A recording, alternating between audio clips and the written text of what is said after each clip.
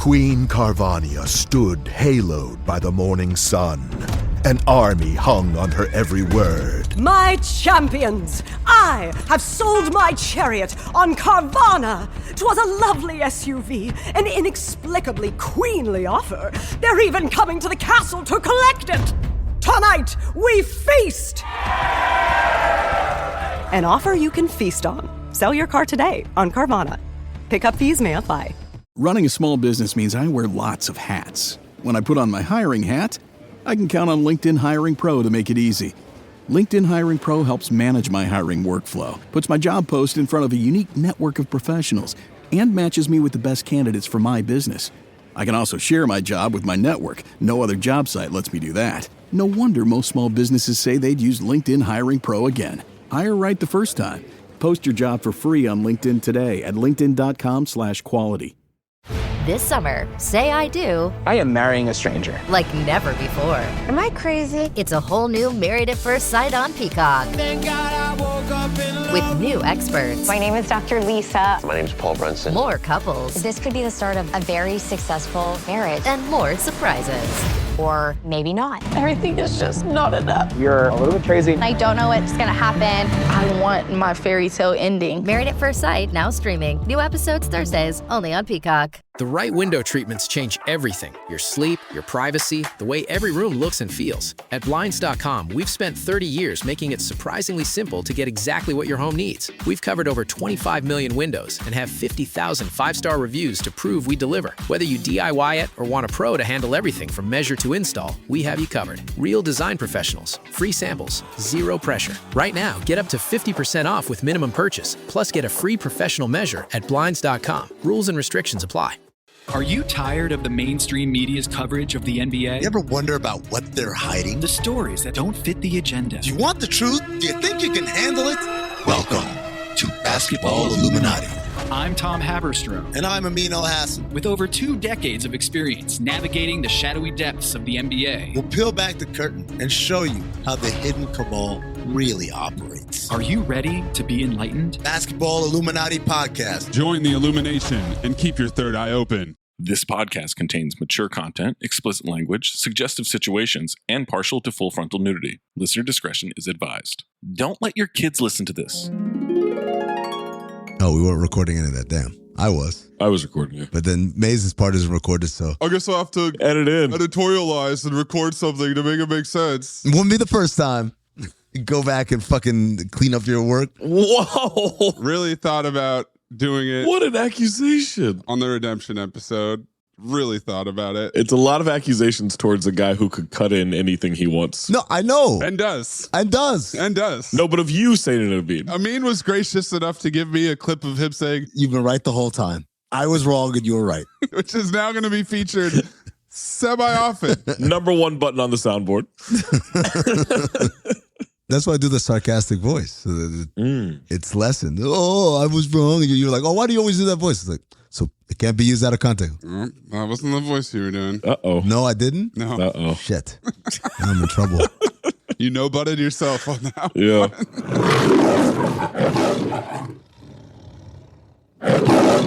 You call yourselves professionals. So depressed I don't even want to talk about it. You all got your heads so far up your butts, you can't even see the light of day. I'm through fighting, you sons of bitches.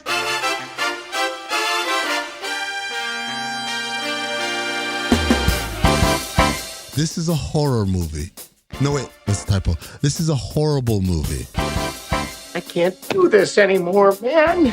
My head's about to explode.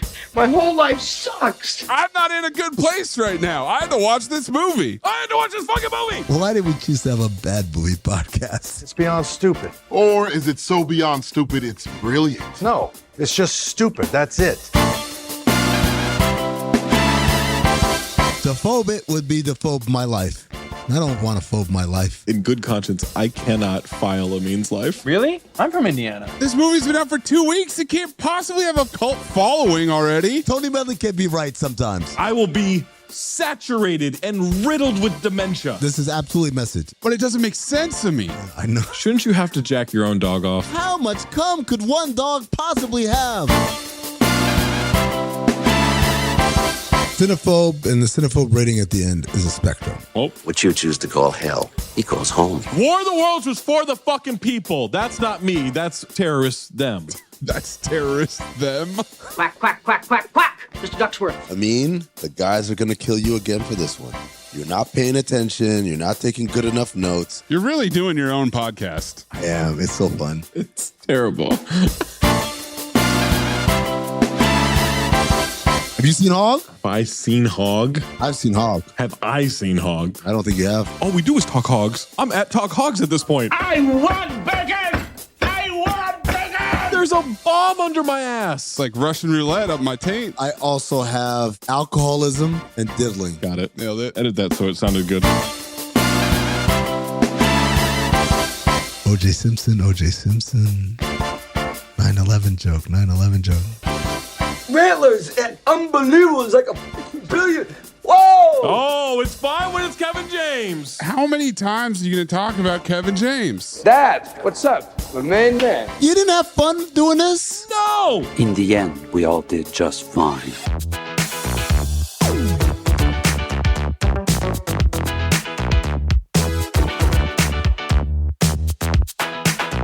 Welcome to Cinephobe, the podcast. We break down the movies you're afraid to admit you love. I'm Zach Harper. That's Amin Al-Hassan. That's Anthony Mayes. Fuck ice everywhere. Language. What? Oh, we doing the swear jar again, princess? I'm just saying, I was listening to the episode today. You say the F word a lot. I do? Yes, you do. You say bitch all the time. You say a lot of words. You can say bitch. You can't say the F word. Just because they're not the F word, the S word, you say creative words. He says a different F word. You should have heard him the other night. What? Accusation. Why, you gonna take his word for it? What's funny is I was lying there, but what? Wait, oh. You reacted in a way where I'm not sure you knew I was lying. Spotify's where you can vote in the poll, like the poll for Death Warrant. 36.3% phobe, 63.7% file. Spotify is also where you can leave a comment where Josh Spickler or something said, and was echoed by many listeners, isn't Amanda Beckett, who was JCVD's fake wife, the name of Jennifer Love Hewitt's character in Can't Hardly Wait? Yes, it is. Mm-hmm. Can't Hardly Wait, that's right. Zach's thrilled by this news. He's so happy that it was pointed out. It's the asking it in a way like, you guys didn't pick up on that? I don't remember her fucking character name for every fucking movie. They're very disappointed when we don't get the reference they want us to make. Because they think if they thought of it, we definitely should have thought of it. Us three bingos together. Jackal, say jackal, jackal, say jackal. So you'd prefer this phrasing? J. Michael Tupi, this is the second Amanda Beckett. Nothing mentioned by the gang, ... Unless I missed something, ... I like how he opens the door. Maybe it's me. Maybe I'm the asshole. Snacks commented, apologies if I missed something, Zach's favorite thing, but is Mike Massey from Gone with the Twins a reference to the Twin Towers? Oop. He's back. Great question. I don't think it is. But he didn't miss anything, right? Don't think he missed anything. We haven't clarified that in the past. I think it's Gone with the Win, but he's twins, so Gone with the Twins. I think that's just a pun. The thing with Mike Massey is that they are twins, but we never get any reviews from the twin. Yeah. We never get Johnny Massey. There's a Johnny Massey. That's his name? I don't know. From the makers of Johnny Ferrari. And then finally, Ken Mode 15 says, 312 years in, and I finally figured out Cinephobe formula. It's like an audiobook for movies, but Zach breaks down the script writing. Amin and Mayes turns it into something listenable. Was that a Money Talks reference? Or did I miss something? Amin ... Does that help you understand? No. Or do you need me to say it again? Did he miss it? I just wanted to ask if I missed something. Since we're all missing shit, apparently. If you leave a comment on an Instagram post that has absolutely nothing to do with it, it's just a forced reference, it's getting deleted. Oh, wow. I have become so anti-supporting our podcast. Yep. I could tell. I've noticed. Now, if you support it, I don't like that. I feel like Vince Vaughn at the end of a hard day. I just want to be left alone, play my stupid video games, yell at some kids in Madden. I don't know. You're trying to break up with our listeners? I would love to. Who gets to keep the podcast, though? That's the question. That's a good point. By the way, leave us a review, leave a comment. Make sure you check out CT5 episodes on the main feed. Sorry, did I miss something? Leave us your CT5 suggestions and lists on social media or in the Discord by subscribing to the Patreon. Patreon.com/countthedings. You get access to ad-free episodes, extended cold opens, re-Watchington events, live, past, present, future, early episodes. You get extra content across the CTD network, including Watchington events for Bar Rescue episodes every Monday, 3 p.m. Eastern, 12 Pacific time. And then we turn that into Here's the Science, a Bar Rescue podcast with myself, Amin Al-Hassan, Colin Cassard, and Chelsea Reynolds. How would they describe that? Oh, it's like an audiobook for Bar Rescue, where Zach breaks down the stress test, and Amin... ... is a nigger. Whoa! I'm sorry, a lazy nigger. That's what was the implication there.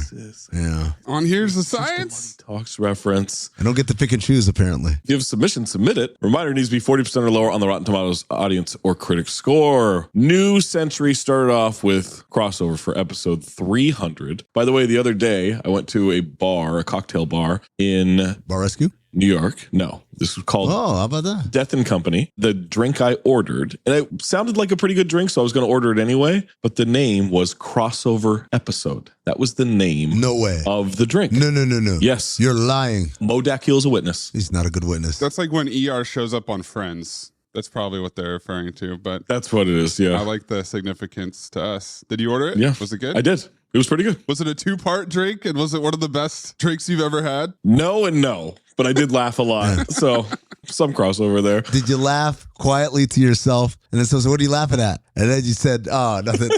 Did you do the Jack Lemmon formula, basically?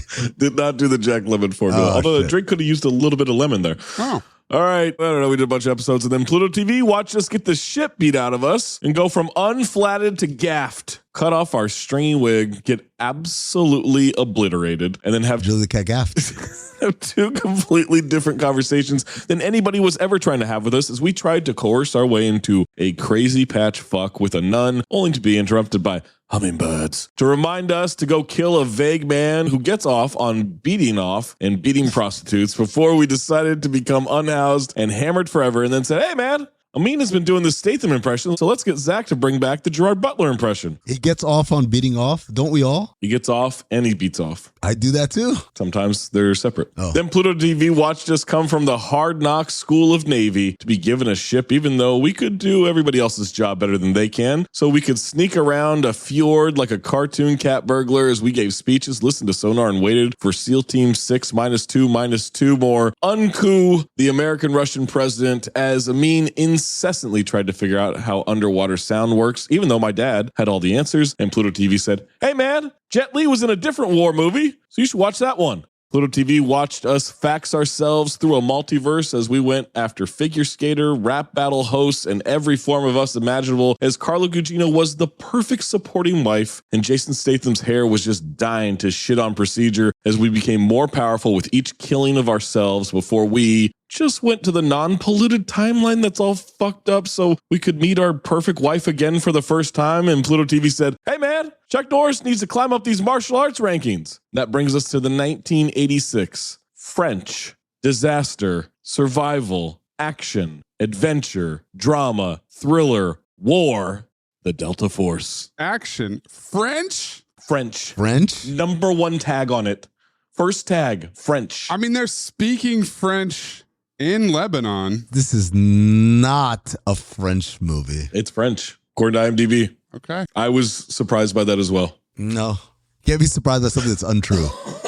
Did I miss something? I'm only about an hour into the movie, so I'll let you know. Okay. We just got to Lebanon. Did I miss something as becoming a horseman for this movie? I wasn't expecting that. The Delta Force stars Chuck Norris, Lee Marvin, and Martin Balsam. Chuck is a repeat offender for Sidekicks. I wish I knew how to quit you. He had Missing in Action 2, The Beginning, Code of Silence, and Invasion USA in 1985, Firewalker and this movie in 1986, and the movie Hero and the Terror and Braddock, Missing in Action 3, in 1988. Yeah, Chuck just stars as Chuck Norris. What about Lee Marvin from Paint Your Wagon and The Dirty Dozen? This was his last movie. Oh, wow. I called him 12 Angry Men. That's the next guy. That's the next guy, Martin Balsam. Oh, I'm sorry. Lee Marvin is Colonel Cobra Formula. Although I guess the Dirty Dozen are also 12 Angry Men. That's true. Martin was from 12 Angry Men, Psycho, and Murder on the Orient Express. Oh, his resume is crazy. On the Waterfront, All the President's Men, Cape Fear, both of them. The 1962 one and then the Robert De Niro one. He's in the new show too, the Cape Fear show. No.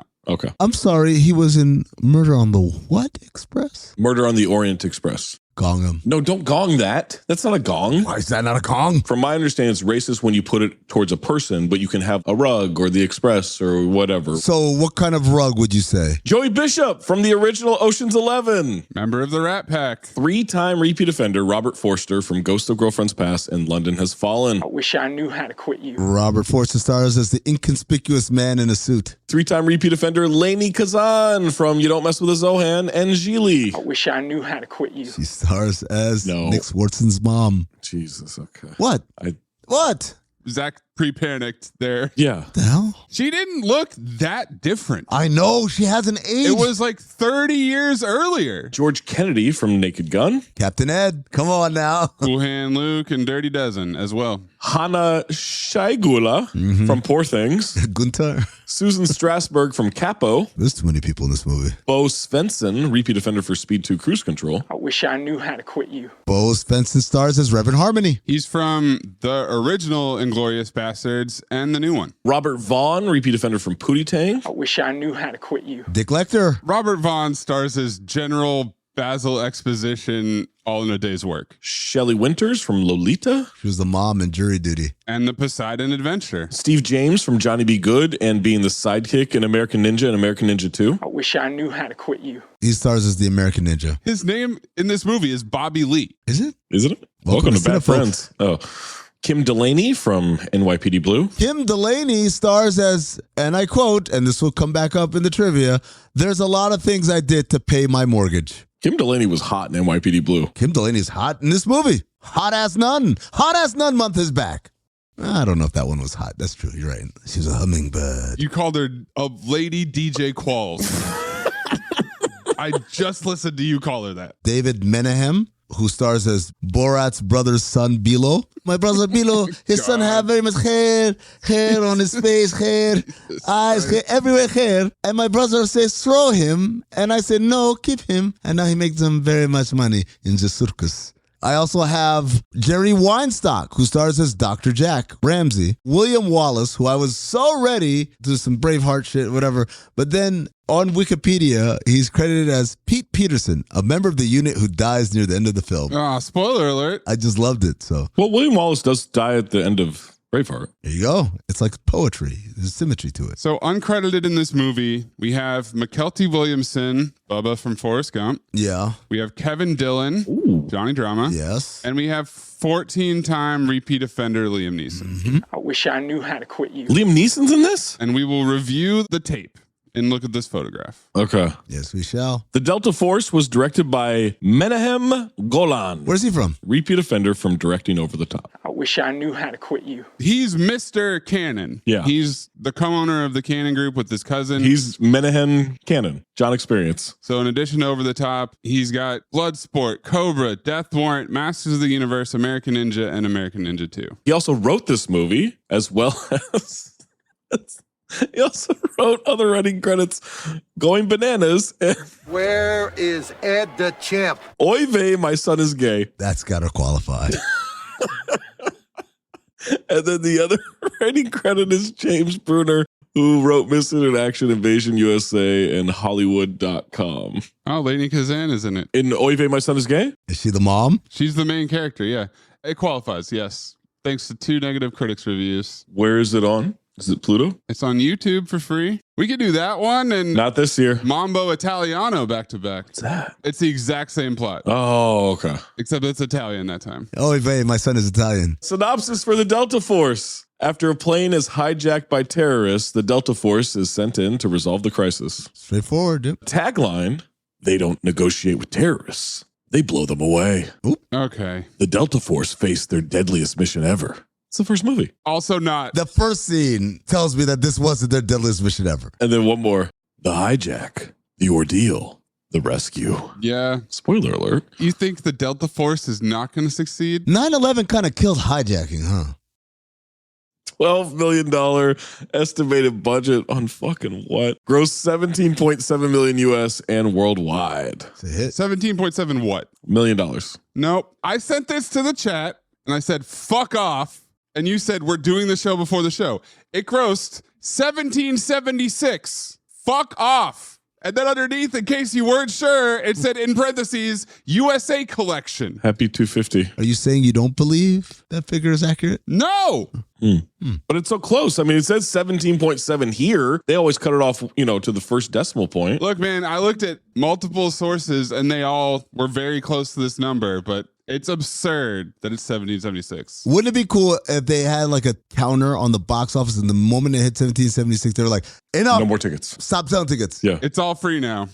That's why Canon went under. It's a great gimmick.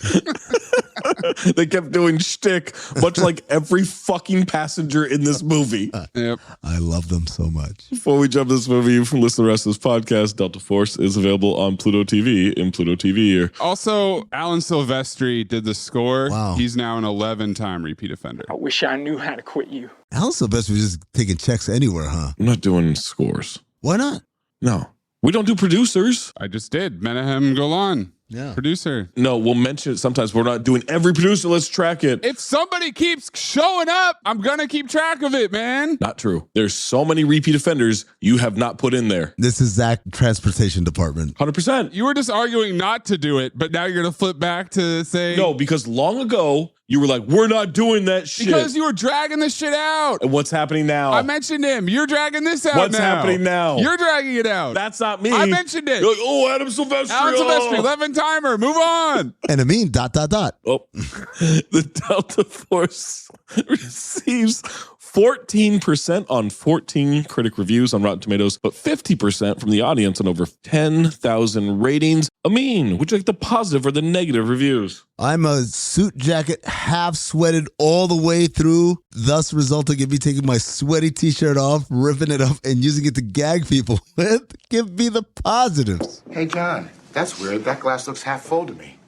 Wow. Now that you mention it, it is half full. Apropos, I'm in this chair. Cuck O'Leary from FullViewDriveIn.com. You do have a full view. Works equally well as a tense, powerful hostage drama and a rousing action film. The Delta Force gets my vote as Chuck Norris's best movie. High bar. So I'm guessing that he's the only, or is there two positive reviews for the critics? There's two. Okay. Roger Ebert. What? Of Chicago Sun-Times. Cuckin' Robert? Yes. The legend. Wow. The Delta Force settles down into a well-made action film that tantalizes us with its parallels to real life. That's one way to put it. CT5 Partners. Dude, Cuck, I believe, is the first review on the list. Mm-hmm. Ebert is the last one. Oh. I see him with the tomato. I was like, get the fuck out of here. I was blown away. You surprised that he shares an opinion with Cuck or the other way around? Just didn't think he'd be a Chuck Norris movie fan. Yeah. We like what we like. Oh.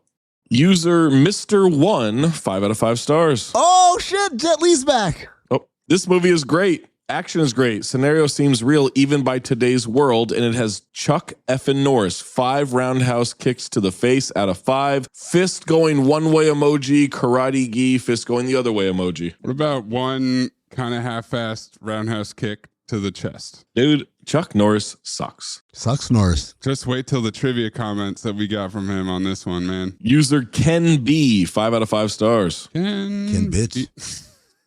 Amin ... Just watched it for the 50th time in honor of Chuck Norris. Just enjoy it for what it is. Pure entertainment. R.I.P. Chuck.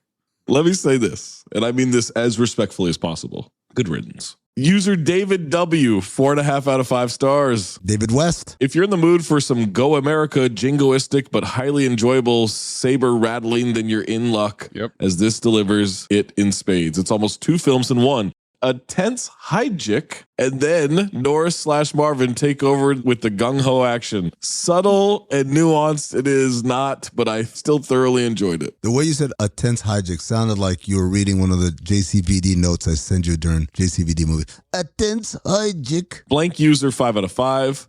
I love this movie. I cry every time I watch it. And then blank user 5 out of 5. A must-see for special operations lovers. Oh. I thought you were going to say something else that's special. Oh, that you don't like. You love pointing out, oh, maybe I missed something, but Amanda Beckett. Ugh. You talking to me or Mace? Maze. Yeah, he's talking to me. This is Zach talking to Maze here. That's just white noise to me. Yeah. Literally. That's where I go during the dots. Stop being a pessimist. This tank is not half full. It's half empty.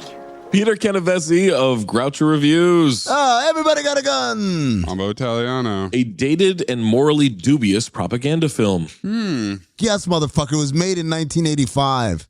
Of course it's dated. David Nusser of Real Film Reviews. The Delta Force suffers from a midsection that grows less and less interesting and more interminable as time progresses. Yeah, just get to the hog already. If I had $1. If I had a soundboard. Paul Atanasio of Washington Post. The unoffended will find that the movie doesn't even deliver on its own sordid level. Marianne Broussette of Spirituality and Practice. One has to question the excessive carnage of the finale and its celebration of the eye for an eye ethic. Scott Weinberg of eFilmCritic.com. No, not in this movie. No, I'm far enough into this movie, not in this movie. Great reviewer. Half disaster, half action, low budget cheese that's still fairly entertaining in spots. Traitor. Uh-oh. That's the part where you hit the button. Blank user 2 out of 5. Decent assault vehicles in this one. What? That's the takeaway? I mean, more than decent. One of them. Blake user 3 out of 5. Wow. I mean, wow. I'd almost given up on this movie with the setup on the airplane with the hostages, but by the end of the movie, karate champion Chuck Norris rides a motorcycle that farts explosive fire at terrorists. Not only that, he cocks his head and gives a little smile out of the side of his mouth before and or after most kills. My only regret was that I watched it too early to down a beer every time Chuck took out the trash. Bud heavies all around. Bud heavies. And farting explosives. Same note too, bro. You got it. Great job. We'll get Amin's first note, May's first note, and my first note after these messages, unless you are a Patreon member, patreon.com/countthedings, which could ad-free episode right meow. Amin, what is your first note? I watched Delta Force to prep for this. I don't think you did. By watch... Okay, I listened to the episode, is what I actually did. Okay, that's two very different things. Yeah, close enough. One is enjoyable, the other one's the movie. Do you still have some left in the episode, or did you get her done? Zach got so angry the first time that made an appearance. Get her done. Got so upset. Maze, what's your first note? Rated R for violence and smoking. Smoking? How much smoking qualifies for an R rating in 1986? Is there smoking in this movie? I think on the plane. And now that I think back on it, really not that much. No. What did they do in the Rat Pack movies? NC-17. All those guys do is smoke and drink and hit women. That brings it back down to a PG. Oh, okay. Back then, for sure. Yeah. I've been rewatching Mad Men, so yeah, you're right. Lucky it wasn't G. My first note, will there be a wheelchair kid in this movie too? You can't ever expect a wheelchair kid. That ruins the surprise. I think if you expect a wheelchair kid, then they don't show up in a Chuck Norris movie. CT5 wheelchairs? Do we have enough? Joey Fatone. We've got the kid from Sidekicks and then Sidekicks. Don't be a menace. Loveless? Burt Reynolds in Driven. Oh, yeah, we got enough. No, we've got 4 or 5. I wouldn't say we have enough. That's enough. CT5. No OLIs? Off top, we came up with 5. If we want to keep going and we keep digging, then you're done the list. Then we definitely don't need to do it. I bet if we had really buckled in, we would find a 6th and 7th one. Oh, man.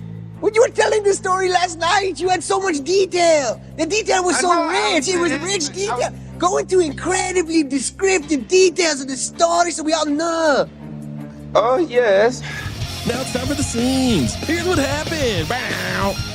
We open with... We do open.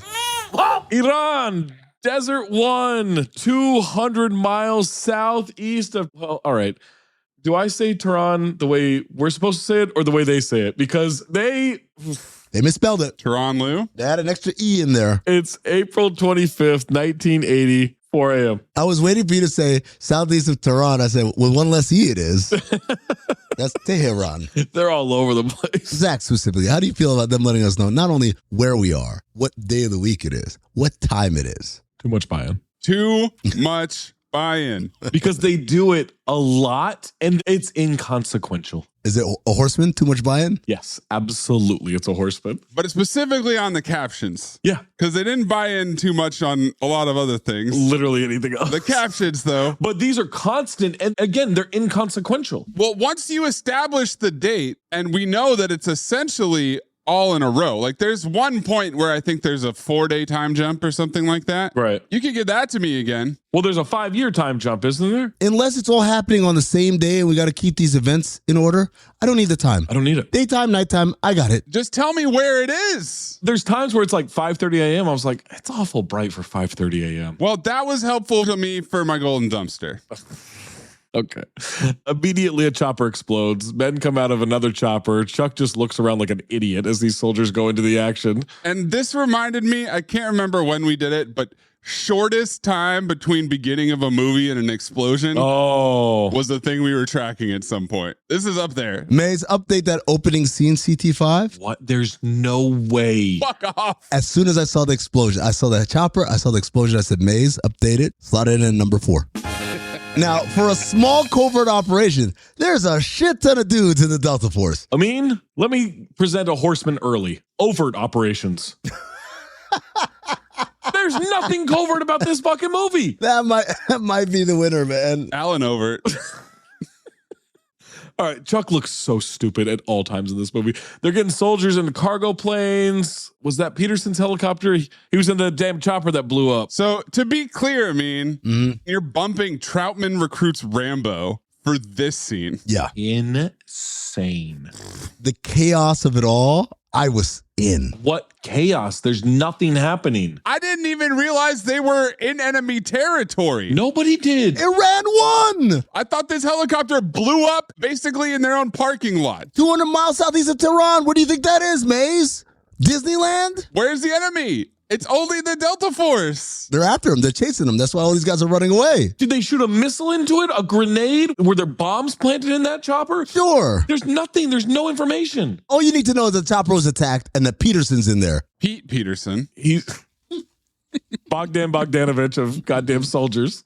He's running to the chopper that was blown up. Old man is yelling for Captain McCoy to get back here. He asks where Pete is. Can't go to him and don't go in there. Fuel bladder's about to blow. Oh, guys, I think Chuck's character is named McCoy, but I'm not sure of his rank, though. Captain, don't go in there. Oh, okay, yeah. I think McCoy's a captain. He's trapped under a crate? Also, his leg's on fire. He doesn't care. Yeah. He's roasting like a 7-Eleven hot dog in the rollers. He's not, because he's not reacting to it. Pete's a tough guy, man. What can I say? He's in the Delta Force. Very select group. Chuck is climbing through debris. He's saying, no, Chuck, don't come over here. You should go. My leg's gone. Everything in this chopper must be 1,000 degrees. How is he touching shit left and right? Don't worry. As soon as he touches the Jeep, he burns his hands. Ah. And then he looks at him. He looks at him to let us know that his hands are in pain. And guess who else is going to look at him? Us. And look at this photograph. He says, move your leg when I lift this Jeep. Yeah. He doesn't lift it up at all. Yeah, he does. Pete doesn't move at all. Yeah, he does. But now he's free. No, Zach, he was straining so hard to lift that Jeep. His arms never go up. No, he flexed and he grit his teeth. Pete never moves his leg. He did, though, because the part that was trapped moved. Yeah. Nothing moved. Only Amin's dick. Yeah. And I know you're wondering, how did he pick up this scalding hot Jeep? He wrapped his jacket around his hands.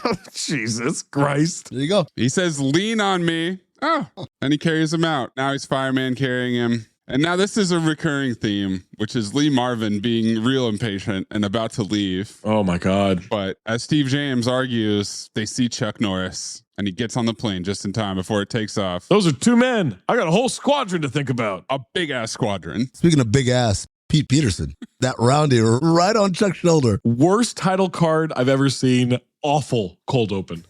Well, Amin says it's top 4. Awful. Now, I had so much fun in the beginning, but at this point, I wrote the questions. Who's chasing them? Who blew up the chopper? Why are they booking it?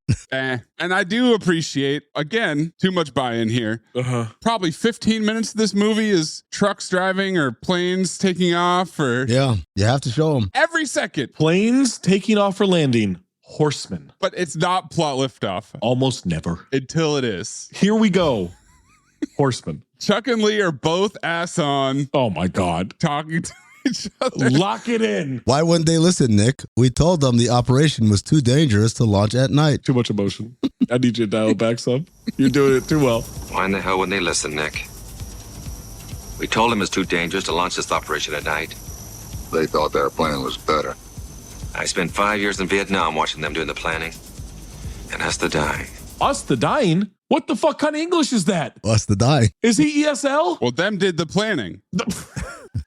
And us the dying. So who else is going to die but us?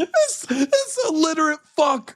First of all, Navy SEALs are back. Oh my God, they're so back. Are they? It feels like it. They are in this movie. They're on the plane. They're the passengers. Are those SEALs? They better not be SEALs. SEALs weren't declassified yet, I mean. That's right. All I'm saying is they better not be SEALs. But this is the classic dichotomy between ops and soldiers, you know? Ops think it's the soldiers' fault. Soldiers think it's ops' fault. I'm resigning when I get back.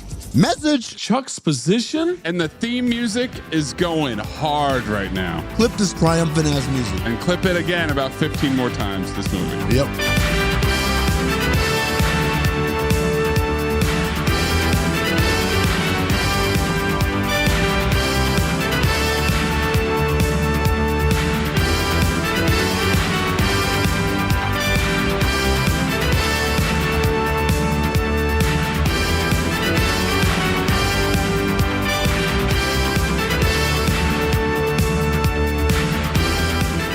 Nick is ass off reacting to Chuck saying that he's resigning. He's taken aback. It was a real Danny Houston situation. We get newscast position. Hello, exposition. Word that an hour ago, the attempt to rescue hostages held in Tehran ended in disaster for the Army's top secret anti-terrorist special forces. I'm sorry, what in the angel has fallen is happening here with the news having this information immediately? It's about terrorists. It's about terrorists, man. War of the Worlds levels of information being spread all over the world. An hour ago? Doesn't sound so top secret to me. 8 members of the special unit have been killed and wounded. 8 men and 13 wounded out of 150? No further information as to the cause of this disaster is available at this time. How much more information could you want? Well, imagine how much they'd know if it wasn't top secret. You knew what happened an hour ago. Cut to Athens. Nice shot of the Parthenon. We see the Greek flag flying. What time? It's Friday, July 19th, 1985 at 7:45 a.m. Too much buying. Thank you. This episode comes out on July 16th. Oh, fuck. So almost topical. Thank you for your service. Sure. Cab pulls up to departures. A flight from Cairo has just landed. Golden Dumpster, the public announcer, is saying, American Travel Airways flight to 82 from Cairo. Oh. That's how he sounds. Oh. That's exactly how he sounds. American Travelways flight 282 from Cairo has just landed. Passengers taking this flight to New York via Rome should proceed to gate 11. This bright red dress shirt is killing me. White suit, red shirt. He's got a trivia briefcase. Yep. Same note too. Wait, now he's next to a cowboy in a crazy yellow striped suit and a scarf? Well, that's after he makes eyebrow contact with the unibrow. With Bilo's son, Borat's brother Bilo, he have hair on face, hair everywhere. Weird shot of maintenance guy getting on the plane. Filmmaking should just flash on the screen. Something bad's going to happen with this flight. This mechanic has so much ass. Did he get a BBL? This setup is taking for fucking ever. There's no rush. There's no editing. You know, normally we say get to 90, get to 120. Get there when you get there. Airport gate, 2 couples sitting next to each other. I thought you'd want to know we're celebrating our silver wedding anniversary. Hello, exposition. Shut the fuck up, stranger. Horseman. Joey Bishop's hat is gigantic. Can we get some more exposition somehow? Congratulations, Mazel Tov. Don't congratulate us. Cobra formula. We would have gotten divorced years ago, but neither one of us wanted custody of our kids. Dangerfield formula? Is this Rodney Dangerfield? Oh, it's Joey Bishop. I think there's a little too much of all the couples hanging out. I think we need to separate. Is there something that the women can go do? Be shopping. Oh. Or something like that. You're in luck. The women go shopping. Are you saying women be shopping? Statistically, they do be. Harry Goldman, Philadelphia. Ben Kaplan, New York. What? It's the 80s. That's how they do. One of the women is having her granddaughter get a whole Cabbage Patch doll from the airport. They had that? Full packaging. Why do you go to Greece to get a Cabbage Patch doll? I just saw food fly out of your mouth. I hate it. How much more food do you have? Just eat. Just eat. Just eat your food. I'm done. I'm going to go pee. Deborah, let her have the doll she wants. He grabs the 20CB of 20CB dolls, a Cabbage Patch doll, because when you go to Greece, you got to get a Cabbage Patch doll. In the gift shop. He wants to show her ring. They're talking about rings. How's she going to show her this very special ring that she got? Oh, she just holds it up, right? No. You can't see it that way. You need to take it off the finger. Oh, then you twist it off like most people. No. Maybe you have a ring. Take off your ring. Let's see it. No, I'm not going to do it the way she does it, which is sticks her whole finger in her mouth. Oh, my God. And takes the ring off with her lips. She slurps that ring off. And then I thought to myself, maybe there was something to that Zohan movie, man, because... Like a bomb pop down to the blue. Clip it. You want to know if I ate that dick? Did you suck that cock like a bomb pop down to the blue? You want the answer? Give it to me, Blanston. I ate that dick, I ate those balls, and I licked that kid's sweaty asshole. Damn right you did, because you are awesomely gay. I am super gay, never been straight. You know what else I've never been? What? Inside a woman. Meeting adjourned. Everybody out. Son of a bitch. Hands it to her. She sees the Hebrew. That's Hebrew. I know that. You're Jewish, huh?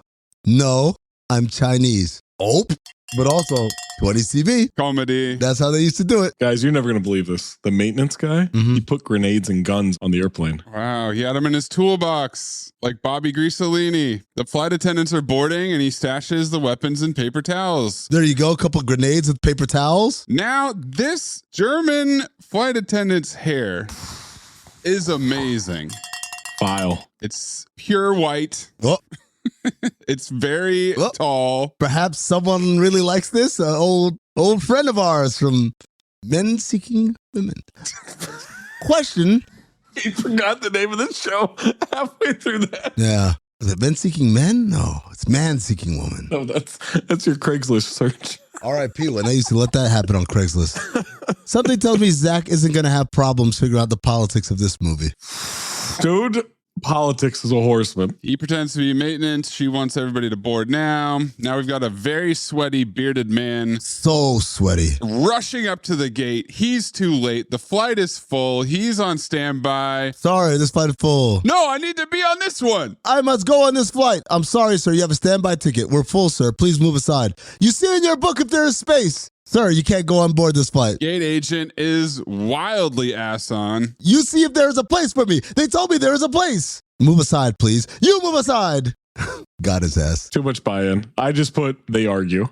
They send security, white suit and unibrow, look at each other, wonder what they should do. What they have to. Guys, are they hijackers? At this point, I said, wow, even though I already knew I was looking for him, I did not recognize Robert Forster. Oh, is that him? They made him look like Saddam Hussein. I didn't realize it. At all. The whole movie. What? Didn't recognize him the whole movie. What do you mean? I saw him in the credits and never recognized him. What do you mean you didn't recognize him? Not once. I mean, ass off then. Yeah. If he fooled Zach the whole time. The whole time. He plays the main terrorist. What are you talking about? Looks nothing like him. I guess in some ways the suit worked. Yeah. I called him the inconspicuous man in the suit. That was his name. Yeah. As soon as he took off his sunglasses. Oh, that's Robert Forster. No, not once. Captain welcomes them aboard. They're flying to Rome, then New York. Now the Goldmans are doing marriage shtick about the seatbelt. And I know what you're thinking. They'll stop doing shtick eventually. Nope. Flight takes off. But when will the plot? Are you all right, sister? Could I have a glass of water, please?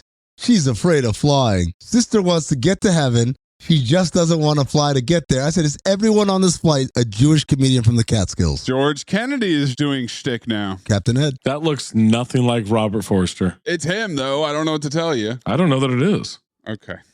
Who is it then? Bobby Woods. Forster. Woodser?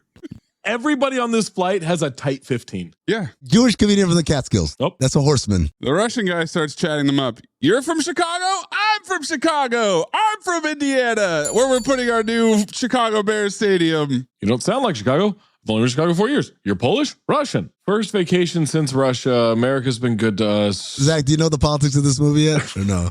I'm getting there. Forster gets all the weapons from the bathroom. He dabs some sweat. He speaks Arabic. Louis Pinnock. His Arabic awful. He's more nervous than Sam Jackson in Loaded Weapon 1. Belo's son is dripping sweat. He's shaking. Eyes wide open. And the little kid is such a nosy brat. He keeps turning around. Mind your business. Oh, shit, Dad, look. Could have been a hero if his parents weren't asleep. It's a hijacking. He's got a grenade. He's going to blow up the plane. They're moving up the aisle. Okay, I'm sorry. Not to Monday morning quarterback this thing. You're going to announce this is a hijack from the back of the plane? Yep. Yeah. And then we'll go forward. And then work your way up. Exactly. All right. All right. Golden Dumpster, the flight attendant, hysterical. Say, what are you doing? What are you doing? He pistol whips her. Slapped the shit out of her. Then another one. Even more hysterical. He pistol whips the shit out of her too. He's holding up a grenade, like Brick Tamlin in the Anchorman brawl. Rick, where'd you get a hand grenade?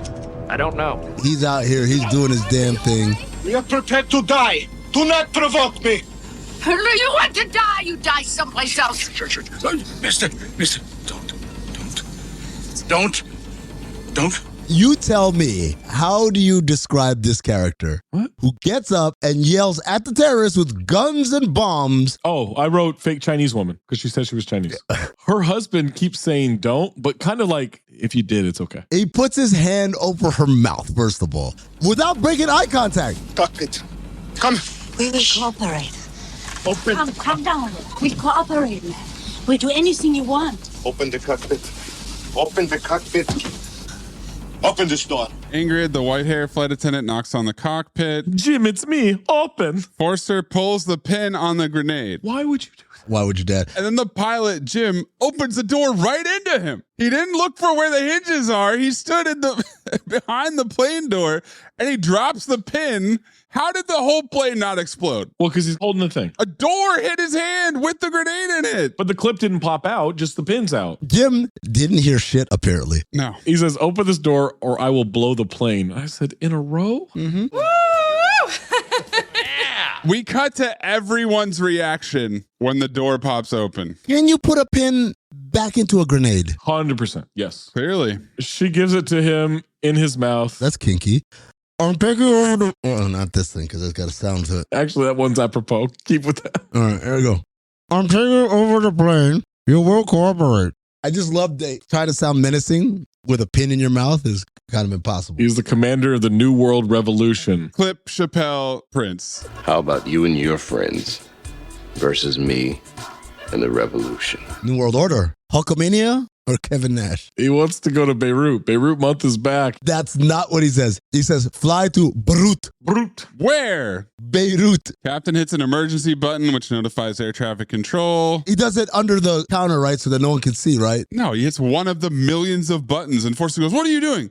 Standard operating procedure. Yeah. Forster wants him to fly by map. They don't have enough fuel to get there. You'll fly until your fuel runs out. Embassy finds out about the hijacking. We're in D.C., guys.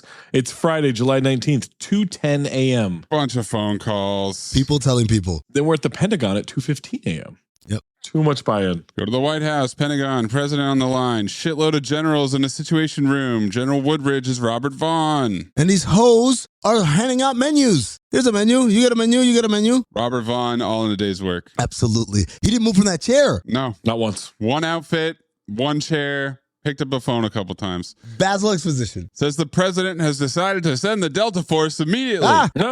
He said it. They need to work out emergency rescue operation. He calls Lee Marvin. Okay. At Fort Bragg, North Carolina, Friday, July 19th, 2:20 a.m. Has anybody ever told you you've got beautiful legs? Come on, Nick. You can't see him from over there. I got a good imagination. I was trying to be nice. Anyone ever accuse you of being a gentleman, Nick? Not lately. Banter. He gets beeped. He calls in. First, he tells her, hand me that phone, sweetheart, because this is the 80s, and that's how you talk to a bartender. But not a dame. That's not the way you talk to a broad, you understand? Put Delta Force on Phase 3 alert. Put this town on alert. I want Sabre Squadron to fly after the hijacking. Cut to Abdul on the PA to the plane. I'm a member of the New World Revolutionary Organization. We have declared war against the American imperialists, the Zionists, terrorists, and all other anti-socialist atrocities. What are the politics of this movie?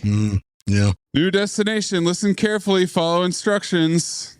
Sylvia is worried about her Hebrew ring, and Harry says to take it off. What? And in the most incredibly specific, daisy chain maybe ever in the history of Cinephobe, because it's a crucial plot point in both. Mm-hmm. A wedding ring tan line is the focus of this movie and the one. Yep. Wouldn't say it was a focus of the one. It is absolutely It's how we identified him at the end. It's a crucial plot point. What are you talking about, Zach? We get zoom ins on the finger with the spray tan line. Both movies.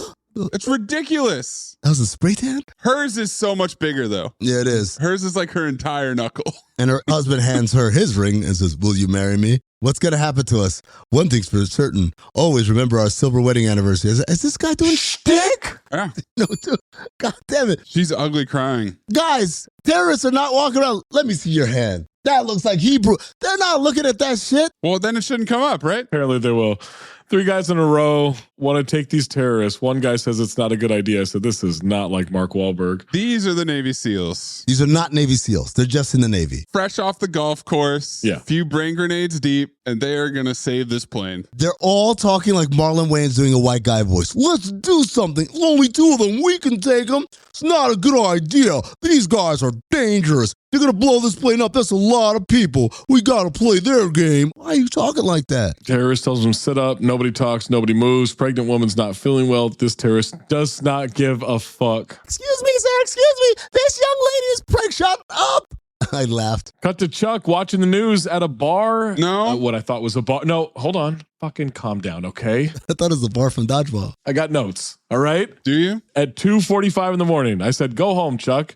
Now the terrorist is saying for all the men to sit by the window, women to sit in the aisles. I said, wait, Chuck's at home in a barn eating eggs? Go to bed. Why the fuck is Chuck Norris eating eggs and drinking a Bud Heavy at 2:42 a.m.? Golden dumpster, lock it in. That's it. In a barn kitchen? That's how you do it. I've never seen a kitchen in a barn before. You never been to a barn. If you have a farmhouse, you build your kitchen to overlook your stables. I don't. Because you want to be downwind of the horse shit. It's fucking 5 feet from the goddamn cows. Yeah. Did Swayze not have a kitchen in his barn? No. He didn't? He just had a fuck pad. There's maybe a hot plate in the corner. He had a fuck pad and a roof. There's newscast position on every fucking channel. The more exposition he gets, the more fed up he is. And he grabs his jacket. Over 100 Americans on board. This gets his attention. As they're going and making everyone sit, the girl says, I'll sit in his lap. And I said, golden dumpster. I bet you will. Not Mark Wahlberg doesn't want to rush the terrorists. Please watch that gun, sir. It might blow. And he gets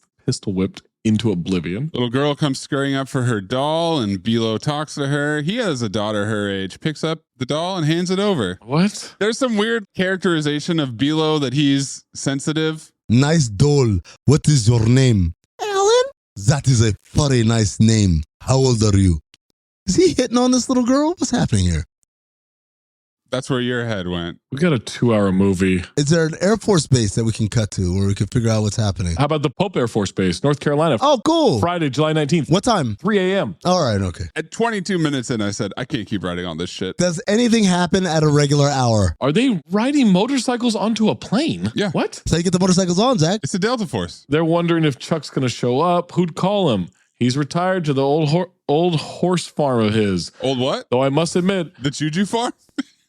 I wouldn't mind having Captain McCoy along. Pete called him, but he didn't answer. And Steve James thinks that means he's on his way. Cut to Abdul telling him to put the shades down. The shades are made out of paper mache, by the way. Of course they are. It was the 80s. I could hear them crinkle as they pull it out. Sylvia, who took her ring off earlier, left her purse in first class. And when she tries to go back for it, she got denied. And now Bilo found the purse and the Hebrew ring. I laughed uncontrollably. Says in Arabic, there are Israelis here. Zach, do you know the politics of this movie yet? I can't really figure it out. Now Forster's going to ask Ingrid to go find all the Israelis. Oh. I thought we called it Gunter. Oh. He wants all the passports collected. Why? Do it. She makes a PA announcement. As she's collecting the passport, she sees... Oh, shit. This guy's got a concentration camp tattoo. Yeah. Fuck. On Ben Kaplan, New York. Oh, that's right. Forster wants all of them, knows there are 144 passengers. Navy boys don't have passports. They only have Navy IDs. They're Navy divers. We're new in town and we've never seen combat before. And she has to be the one that tells them, put that shit away, you bingo. In their Hawaiian shirts. There's something funny about a terrorist saying, no cheating. Like he's Harry and Lloyd playing that game in the fucking car. No cheating. Now, not Mark Wahlberg hands him Navy IDs. Marines? No, Navy. We're divers for the American Navy. You military? You're Marines. Yeah. That's what it is. You white, you're Ben Affleck. American Marines killed his friends. American planes from the New Jersey ship bombed their camps. Captain Ed decides this is a great time to, well, actually, America never bombed it. Shut up, Captain Ed. I don't know that's true. Yeah, it's not true. Unibrow chokes him out. Forster has to intervene. Unibrow points out the Marines. 3 American heroes. From now on, you travel first class. Takes his shirt off, cuts it into strips, ties him up. Oh, he had a t-shirt on. Under that suit that he was sweating through, we saw sweat patches on his back this whole time. That shirt must smell terrible. You haven't thought of the smell, you bitch. There is no chance that could restrain them. Oh, you tie it tight enough, yeah. They're fucking military and it's a sweaty t-shirt. Are they? Are they military? Yeah, they're Navy divers. Ingrid says they'll cooperate. Shut up! He wants Ingrid to pick out the passports with Jewish names. Oh! American passports do not state religion. And give me the Israelis. There are no Israelis on board. Pick out the Jewish names. I told you, there is no way I can know who is a Jew. How can I? Do it! I can't! I won't do it! Yes, you will do it. No, not me! Don't you see I'm German? What does that mean? The selections. The Nazis. The death camps. Don't you see I can't do what you want me to do? There's never been a more appropriate time to clip it, please. No. Clip it. I demand it. I'm not going to include any Hitler clips in this episode. Intro. It's not actually Hitler, it's Bill Hader. Intro. Very sorry, dear lady. But you must do this for us.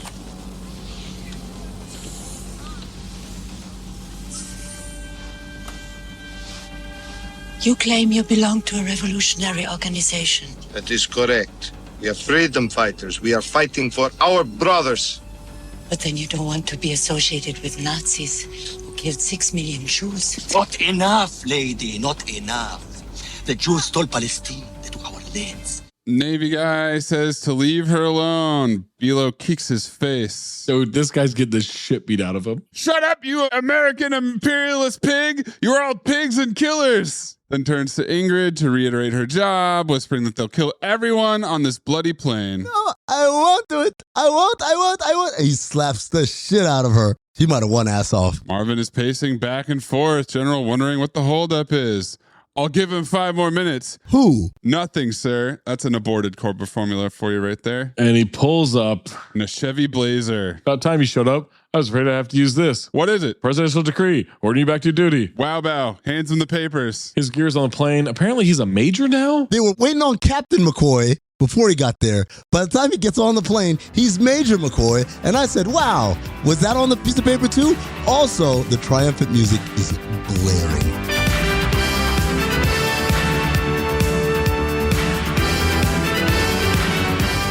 Pete's engagement party was cut short. I love how the military is constantly interfering with weddings and engagement parties. We get fake camaraderie. Chuck jokes he doesn't want to carry Pete's ass again. And the plane slowly, and I mean slowly, takes off. Back to the plane.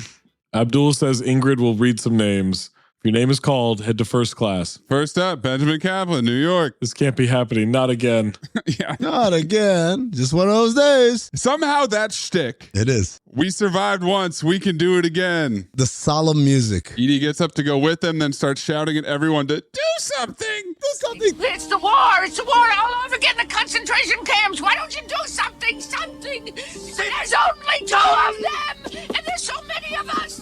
Do something. No, please. Okay, lady. Next up, Harry Goldman, Philadelphia. He's a sick man. He has a heart condition. Ah, he said it. He has ED. He likes to watch. Please. Sylvia, shut up. He's so ass off. Wait, took us off? This is when I learned that Bilo's name is literally Mustafa. My name is Mustafa, and I'm the man who will be killing you now. Robert Levine is next. That's the granddaughter's dad. She cries with her doll. Please don't take my daddy. Daddy, take me with you. Oh, Daddy. You just keep your hands off my daughter. What? Fake TGT. Why would you say that? That wasn't even in play. She gives him her doll as good luck. The wife is a G, though. Doesn't cry, doesn't bitch or anything. Nah. Forster bops him on the back of the head, knocks him to the floor. This might be my favorite guy. David Rozovsky? I'm just Russian. In his banana yellow safari outfit. Yeah. Oh, my God. Like he's Dante from Clerks. I'm not even supposed to be here. He's not. He's Christian Orthodox. Yo, tell them. He points to the nuns and the priest doesn't say shit. I was like, what? You just gonna sit there and watch the Dragon Ball and not gonna say... Well, was happy to say, hey, we didn't bomb Beirut. Yeah. You motherfucker. Nun takes up for him. He's forced to sit on the floor, too. The priest gets up and heads down the aisle. Now he wants to be a hero. Mustafa is waving his gun around shakily. Very little contained. What are you doing here? You call. What is your name? William O'Malley. I did not call you. You call for all the Jews. I'm Jewish, just like Jesus Christ. You take one of us, you gotta take us all. Terrace nods at him as if he's saying, all right then, Dodge. All right then. Sit down then. How much room is between these seats? I've got a theory here. I think these terrorists are bluffing. They haven't killed a single hostage. Of course. How do we know they mean business? Mustafa gestures at the pregnant lady and moves her up to the front and gets her a pillow. Bilo gets her a pillow because he's considerate. What is this character development? He checks in on the pregnant lady and holds her hand, and she's not upset about it? No. She likes this tender moment from this nasty, sweaty man. Back on the plane. Is that a Mad magazine on tape? It's a Fighting Mad book. No, it's not a book. He's listening to it. It's the audio tape. What? He's listening to it. He's reading the inside? If you had audiobooks on tape, because it was long, they would have 2 tapes in there, and it'd have almost like a VHS size case.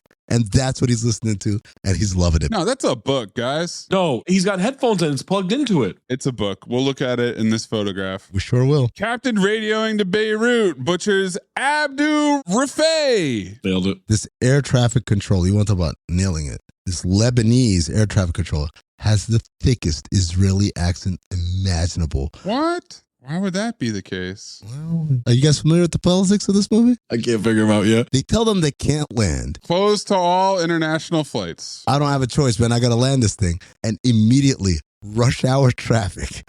Bloods. Converges. There are 50 trucks with 50 different drivers from all angles blocking the runway. If it were the same type of truck, I think I could accept it. Every make and model. The stair car, there's a luggage car, there's a U-Haul truck, there's a fire truck, there's an ambulance. Like a fucking CarMax commercial. Every single car is different from the next car, and they're all converging from every angle onto this runway. Captain wants it cleared at once or they all die. You are facing disaster if you try to land. And that's when the Minister of Defense hops on the radio. What was he doing there? Bobby Jones says, enough trouble without you people. Oh. Mustafa rips off a seat cover and starts beating on the Navy SEAL for ASMR. Who cries like a bitch. The Minister of Defense like, what's that? Yeah, what's that noise? Minister, listen. They're tortured young boy. That's not accurate at all. Navy hostage. They're killing him. Mr. Minister, we're coming in for a landing whether we have your permission or not. Minister waves his hand, says let them land, and they move all the trucks out of the way. They're all gone. Ingrid, Gunta, ass the fuck off. Hysterically crying, grabbing her hair. She's ass off in this movie. Locked it in. Where are we going next? Over the Atlantic Ocean. When, though? It's July 19th. What time? 5:45 a.m. Okay. So much densely packed beef on this plane, all huddled around one tiny monitor. Plan's position? Go in 3 sections. Hit emergency exits. First, Chuck, then Pete, then Steve James. There are only 2 terrorists on board. How do you know that? A calculated guess, Cobra formula. What? Ask for any questions? No questions. Do we stick around here a little bit more, learn more about the plan? Nope, back to the airplane. Ingrid's passing out water and the Russian pours it on his head. Well, it's very hot. Wait, where are we? Still flying? We're on the runway. Forster wants the Lebanese minister to tell America he's going to start killing hostages. A hostage every 5 minutes? I'm calling bullshit. You haven't killed anyone. Some soldiers show up, and it's Jamil, who Forster recognizes. Oh. Tells Forster they need the sympathy of the world. They need American public opinion. Release the women and children. No. You get exposition that Jamil used to be his commander, but not anymore. Forster demands fuel. It works. They get it. Minister wants to get rid of them. Label behind Forster's head for asbestos gloves, 20 CB. That's true. Chuck Norris could have used those to lift up that Jeep. Cut to everybody sweating their ass off on the plane. This kid's being so fucking annoying. Clip it. Mama, it's so hot. I know, sweetie. Everybody's hot. What are they doing there with Daddy? Asking him some questions. What kind of questions? Maybe, about being Jewish. They don't like Jews, huh, Mama? No, sweetie. They don't like Jews. Why is the child topless? This is so fucking unnecessary and weird by the filmmakers. We're gonna make the child topless? Plane door opens. More terrorists get on the plane with rifles. They're escorting Jewish men. They come in like the Black Star Ninjas. Yes. Pillowcases over their heads. They take them off immediately. I said, then why'd you wear the mask? They all have AKs. Hassan hugs and kisses Forrester. They march all the first-class hostages out, except for the Navy punching bag guy. Not Mark Wahlberg. If you expect me to be punching bag, you can forget about our deal. They cover these guys' heads. They take them off the plane. They put the same masks that these sweaty bastards. Yeah. I guarantee you that shit smells like ass. I mean, the whole plane smells like shit. It was travel in the 80s. What did you think this was? A Bed Bath & Beyond? And now it's time to take off again. Why? Guys, we're in Beirut. We're in the center of town. We're in the terrorist headquarters. Whoa. Not the terrorist district. No. Friday, July 19th, 2 in the afternoon, in case you're wondering. Watching these movies, I've learned that Mercedes-Benz is kind of the official car of a lot of bad people. Oh, it's a great car. It's a nice luxury vehicle. It's the car of the order. It's the car of the Russian Minister of War. They put the hostages in cells. In a church, a priest has a secret radio system? What is happening? Yeah. He starts singing about Tyrese Maxey. He does. Tyrese Maxey. U.S. military heard from the Israelis that the plane is headed towards Algiers. They're going to get Shaq. Where's he at? Algiers. Algiers? Ass on to the soldier, answering the call from Basil Exposition. Oh, my God. Disguising themselves as staff, emergency workers, and local military. They have a massive briefcase phone with video chat. They have FaceTime on a cargo plane? Yeah. This is Basil. Hello, Exposition. It's so clear. Marvin calls it perfect conditions, just the situation they've been waiting for. Robert Vaughn is the middleman, though. He says the president doesn't want to risk any lives. He'd prefer to negotiate, and he puts them on hold. Chuck asks what's going on. And then Marvin turns around and explains to his guy that they're waiting for the go-ahead and chain of command. Exposition is how chain of command works. This is where I put planes taking off and landing as a horseman. Now they're all ready to go, right? They're in disguise, and then Chuck rolls up, and I said, wait a second. Chuck, you not going to wear a disguise or something, man? He's wearing a jumper. Chuck Norris has such a stupid look at all times. He doesn't look cool. He doesn't look menacing. There's no intimidation. It's like a dog. It's like a golden retriever. He's got that look. He looks like an unfinished drawing of a person. He reminds me of Mr. Peanut Butter from fucking BoJack Horseman. Yeah. Dumb look on his face all the time. He's dead, so we can make fun of him. The ambassador wants Forster to release the women and children. Marvin's waiting for any hostage sent back that speaks English. Oh. Forster gets brought Jaffer, who's the guy who missed the plane, the sweaty guy from the beginning of the movie. Mm-hmm. Mustafa tells him the mission is going great. They're going to release the women and children. Ingrid begs for him to release the Navy guy who's almost dead. No. He's almost a clown. Forster tells Ingrid, "You're a brave woman," and she's the first off the plane. She leaves immediately. One of the Navy guys looks disappointed. I was going to get some ass, man. You'll let her go. Chuck's fuel truck pulls up. He's got his gun drawn. All sections are in position. Everyone acknowledges. Section 2, led by Pete, are all wearing some pretty hilarious disguises. Oh my God. Guys, this plane is about to be a sausage fest. All the women are gone? Damn. Oh. Forster going to collect all money and jewels as they leave. Oh. Kim Delaney wonders, why are you behaving like common bandits? You're freedom fighters, aren't you? She's perfect. And he snatches the cross off her neck. Yeah. Forster notices Sylvia's massive ring tan line. He's got her ring on his pinky. This is yours? So he licks it and gives it back to her. And he never breaks eye contact when he does it. She put her mouth on it. He's got to put his tongue on it. Did rings come off without fellatio in the 80s? No, baby. Okay. Don't call me baby. Whatever you say, baby. All the women get on shuttles. Plane captain with the real lackluster, thank God the women are safe, shtick. Delta Force is ready to make their move, but they're still on hold. Damn it, Nick, let's not screw this one up. They call for Nick on the phone. It's a go. Orders are given. Take him down. They mark and sync to go in 60 seconds and turn off their radio. Is the colonel wearing anything under his jumpsuit? He looks like Sedano in the bathrobe. Bare chest. Everyone else got a t-shirt or something. He goes to talk to Ingrid. I'd like to talk to her alone. I said, I bet you would. She says not to take the plane. All hostages in Beirut. They'll kill them all. What hostages? Guys from the Navy. All the Jewish men. They took off the plane when the other hijackers came on. What other hijackers? I thought there were only 2 based on no information. 10 or 12. Tries to warn them, but they turn their comms off. He gets in a Jeep with a siren. Flashing light. They're so confused. The hijackers are freaked out now. Terrorist number 2 fires. Sees Chuck, opens fire. This is your solution to stop them. To turn on a siren and drive out there? Their comms are off. This is a good move. Yeah. This is the right move. Now all of a sudden we're in a firefight. The American ninja's ass off reacting to the siren. He's like, what the fuck is that? Chuck doesn't want to return fire, clearing out instead. Marvin picks up Chuck. The fuel truck explodes in a massive fireball. Forster's yelling to take off immediately. So he grabs the Navy guy. He's yelling out the open doors, Americans, look what you have done. And he kills the Navy SEAL. No, that's not what happened. Yeah, he shoots the Navy SEAL and the Navy SEAL falls onto the tarmac. No, he shoots him in the neck and a dummy falls off the plane.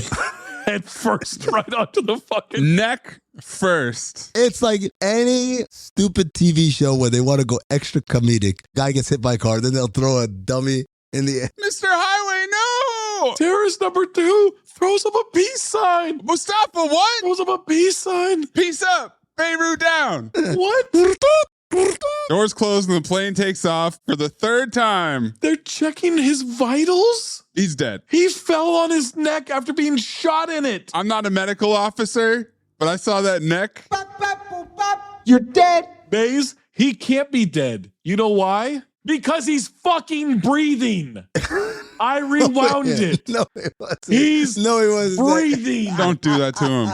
Diaphragm. Up and down. Up and down. He is fallen. They're going back to Beirut? They have to. Were there any military movies in the 80s that didn't go to Beirut? Is that it for us? On the contrary. The president wants you to fly to Israel.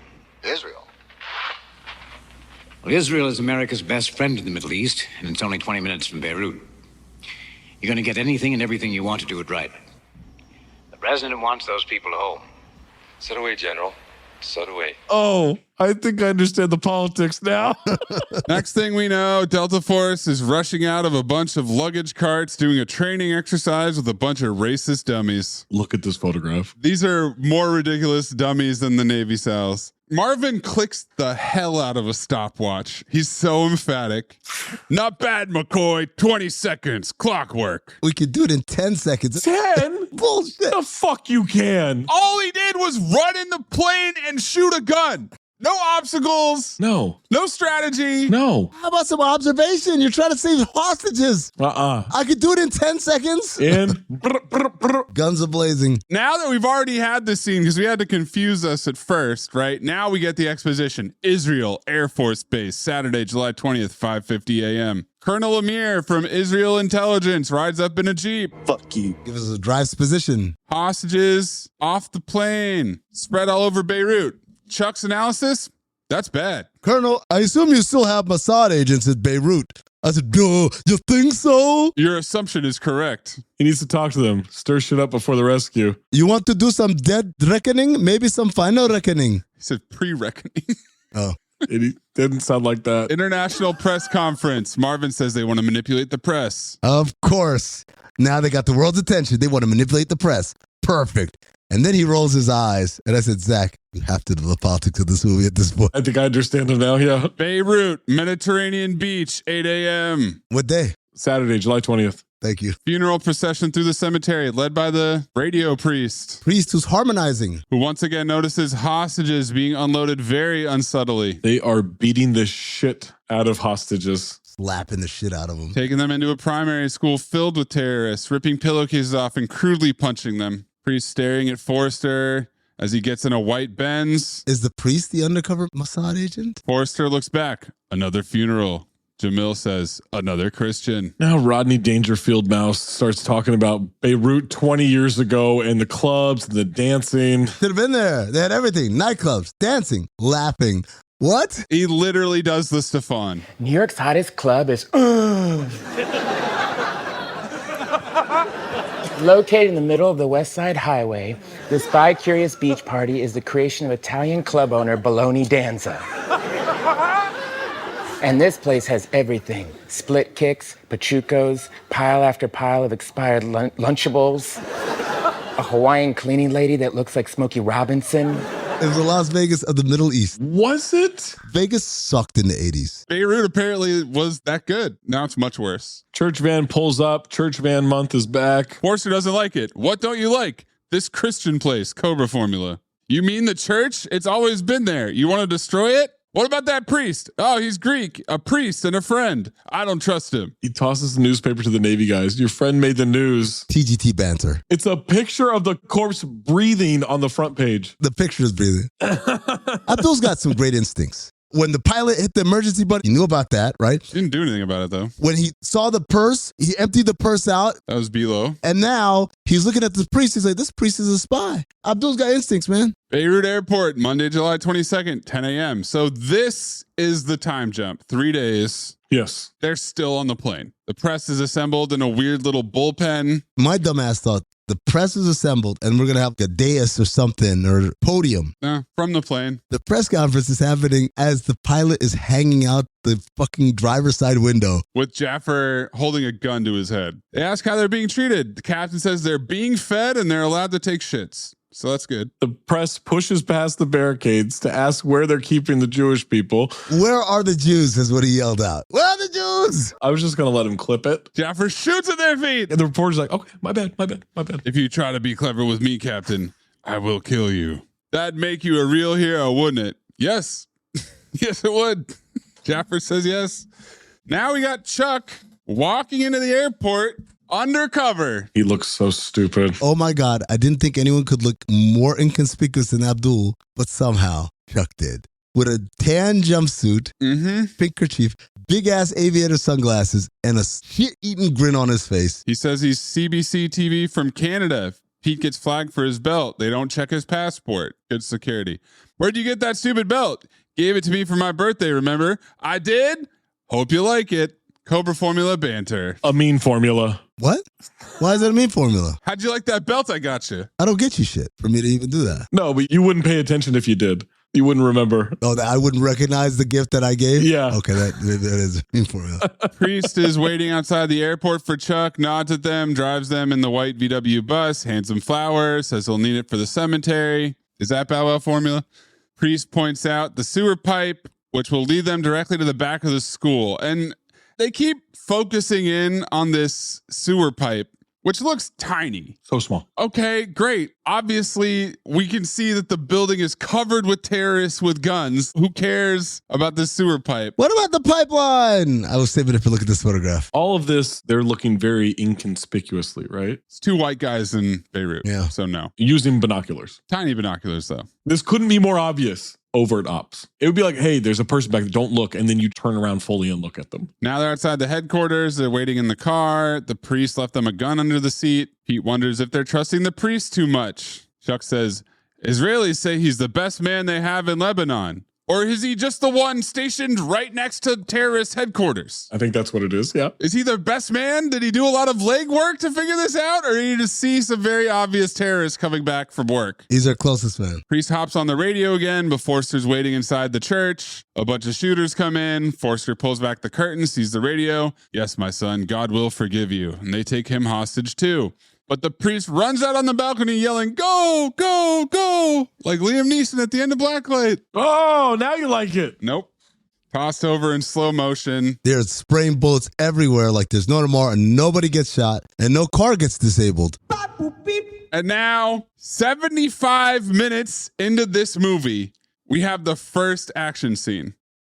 What? What are you talking about? They stormed the airplane. Do you remember they had to save Pete out of the fucking chopper? What do you call that? That wasn't a fucking rom-com. There was no action in either of those scenes. The first one is them hiding. You had to pick up the Jeep. The helicopter exploding, we still don't know what caused it. Action. I have no idea. It could have been a malfunction. Still action. It's not a car chase unless a fruit stand gets obliterated in slow motion. Oh, these watermelons. Oh, my God. Thank God that priest left them those guns, because otherwise this would have been a wrap. We're going down some stairs. Chuck's leaning out, firing his gun. He's reloading for so long. He has unlimited ammo. He finally shoots a guy out of one of the Jeeps, massive explosion, ass on for the guy in the turret, throwing his hands up and jumping out when he gets shot. He's so good. Yes, absolutely. Same note too. Do you guys notice that the van has corduroy seats? I didn't take a picture, but I wanted you guys to know. I did not know that. No. It's not comfortable. That's how you start a friction fire. Other truck crashes into a water bottle truck and flips, but no explosion. And no Charlton Heston sound.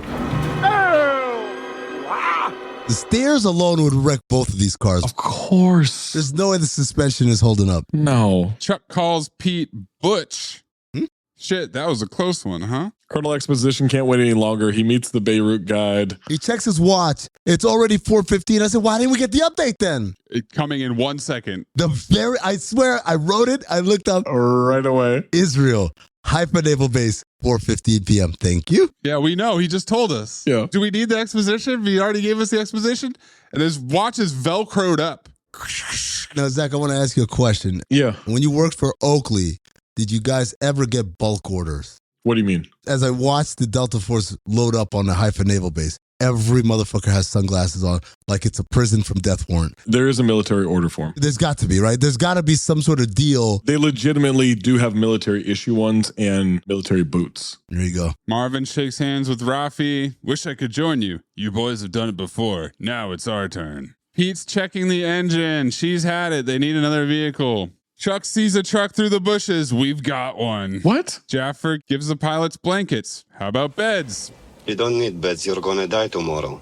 Got his ass. TGT banters a horseman. I'm bum rushing your ass. At that point, you might as well, right? Yeah. If I'm dying tomorrow, I might as well die right now. Yeah. Now we got some really clearly being shot at night footage. This isn't shot in the middle of the day and they turn the brightness down as low as they could. Nope. This is right at night. Definitely nighttime. Chuck is watching the boat come in a mile offshore, uses a flashlight to signal. They flash back. It takes so long. Slowly lower the ramp. They hop in the water. The theme plays. They wade ashore. They do not run ashore like soldiers. They daintily run out of the water.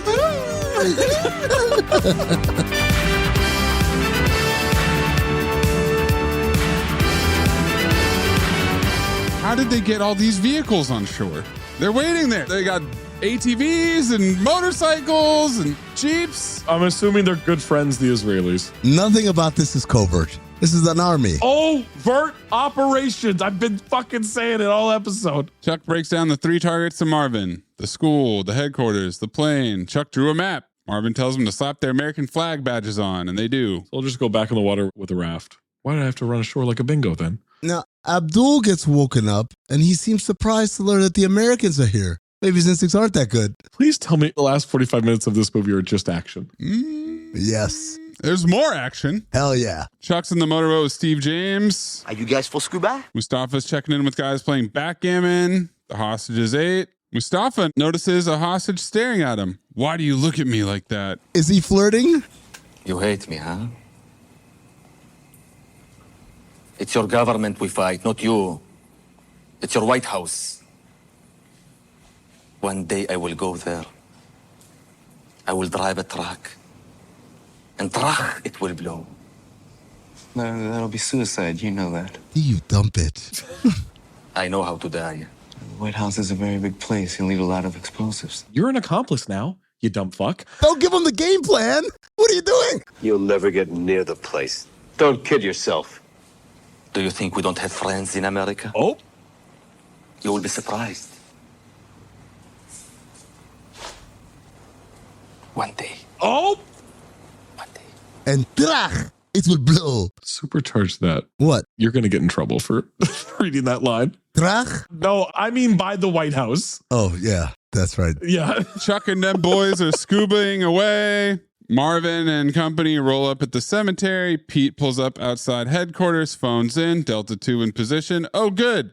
Chuck is for scuba in the sewage tunnel, and it is palatial in there. Not since the honeymooners have we seen such a palatial sewer system. It's enormous. It's so big. Chuck swam through a river of shit, clinging and clanging his damn scuba gear everywhere. Yeah. Bling, bong, blong. I'm like, you guys can't hear none of this shit. Overt ops. But don't worry, when they lift the manhole cover up and climb out, No patrols see or hear them. These guys know the Americans are coming, and yet they're super chill. Some of them are taking naps. They're 10 feet away. They're clinking equipment and shit. They already walked by, 2 at a time, very close to one another. I said, Baze, clip in Vince Vaughn and Starsky and Hutch. What, are we dating? Why are you standing so close to me? Back off. Patrol guys are damn near holding hands. That's how close they are. They're too busy playing dice. One guy says, you hear anything? Only my dice. Bars if he's winning. Going through a tiny door. Don't they know the Americans are coming? What are we doing? Playing dice. Chuck has time to study the map and point. I never knew that maps could make that much noise. And they turn on flashlights. Bright ass fucking halogen flashlights. They have a 4-way ladder so they can all climb up. They place plastic explosive charges in a circle. They put their night vision goggles on that they got from Zach's Oakley manager. Marvin checks his Velcro watch outside. 1 minute to showtime. Well, that motorcycle gets an erection. It goes, motorcycles have guns? Guns that gets a hard on. It was flaccid and then it was, I saw the motorcycle and thought, uh-oh, file.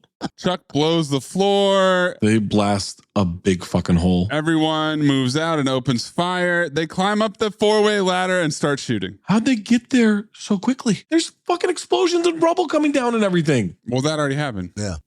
They kill all the terrorists in the room in seconds. These terrorists have 0 reaction time. They've been chilling this whole time, playing dice, taking naps. They're not ready for war. Chuck sees an empty bed. Instead of checking under it, he lifts the mattress and he finds Mustafa there, shoots him in the face.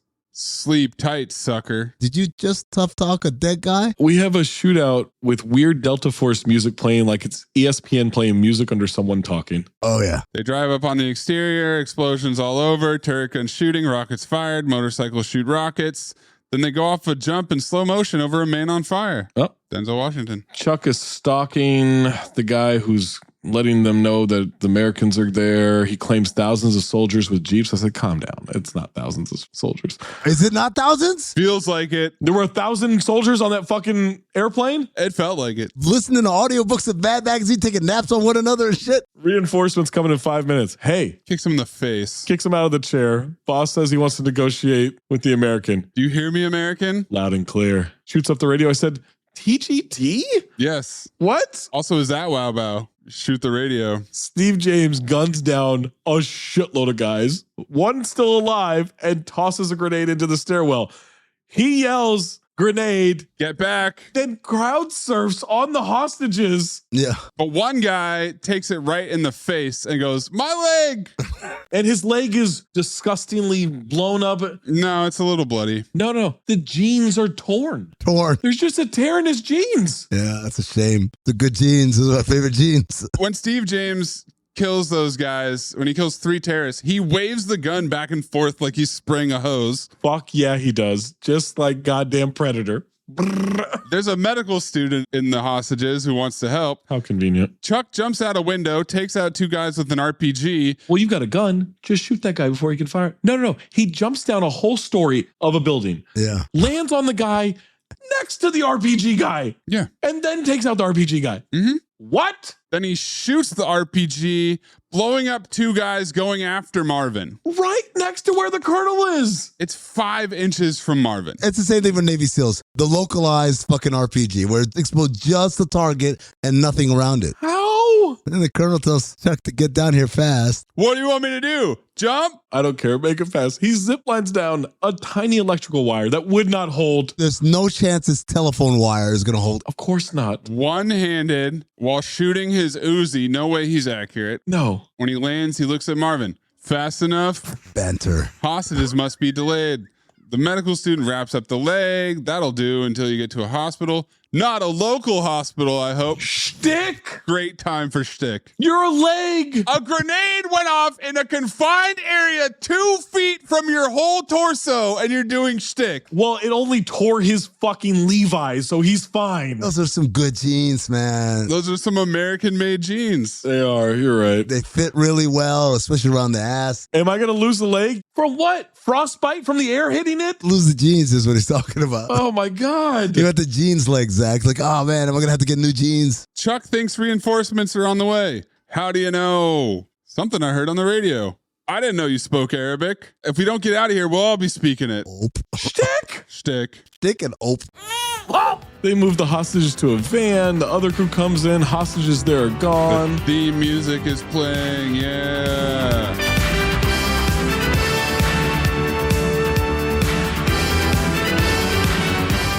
You see the newspaper. He calls in to Colonel Exposition. Headquarters is empty. They took our people away. Find them, damn it! Any suggestions, Delta One? Begging the Colonel's pardon, sir, but Beirut's a goddamn big city. There's over 2 million people here. You know what to do, Pete. Find one that speaks English and work on it. What? Come on, boys. You gotta move fast. You gotta find one who talks. Beirut's a big city, over 2 million people. Median household income of 13,000 Lebanese pounds. This is a working class community, so we have to tailor our food and beverage program to offer these people value. There's a convoy of terrorists and hostages rolling out. Pete's trying to intimidate a bunch of terrorists by shooting over their heads. Who's your commanding officer? Speak or you're dead. That's a war crime, folks. These people are prisoners of war. They all speak English, by the way. Enough to sell out the CO. It's him. It's that nigga over there. Oh, that motherfucker. All of a sudden, you guys are fluent, huh? He figures out who the commanding officer is. He picks him up. He yells to open his mouth.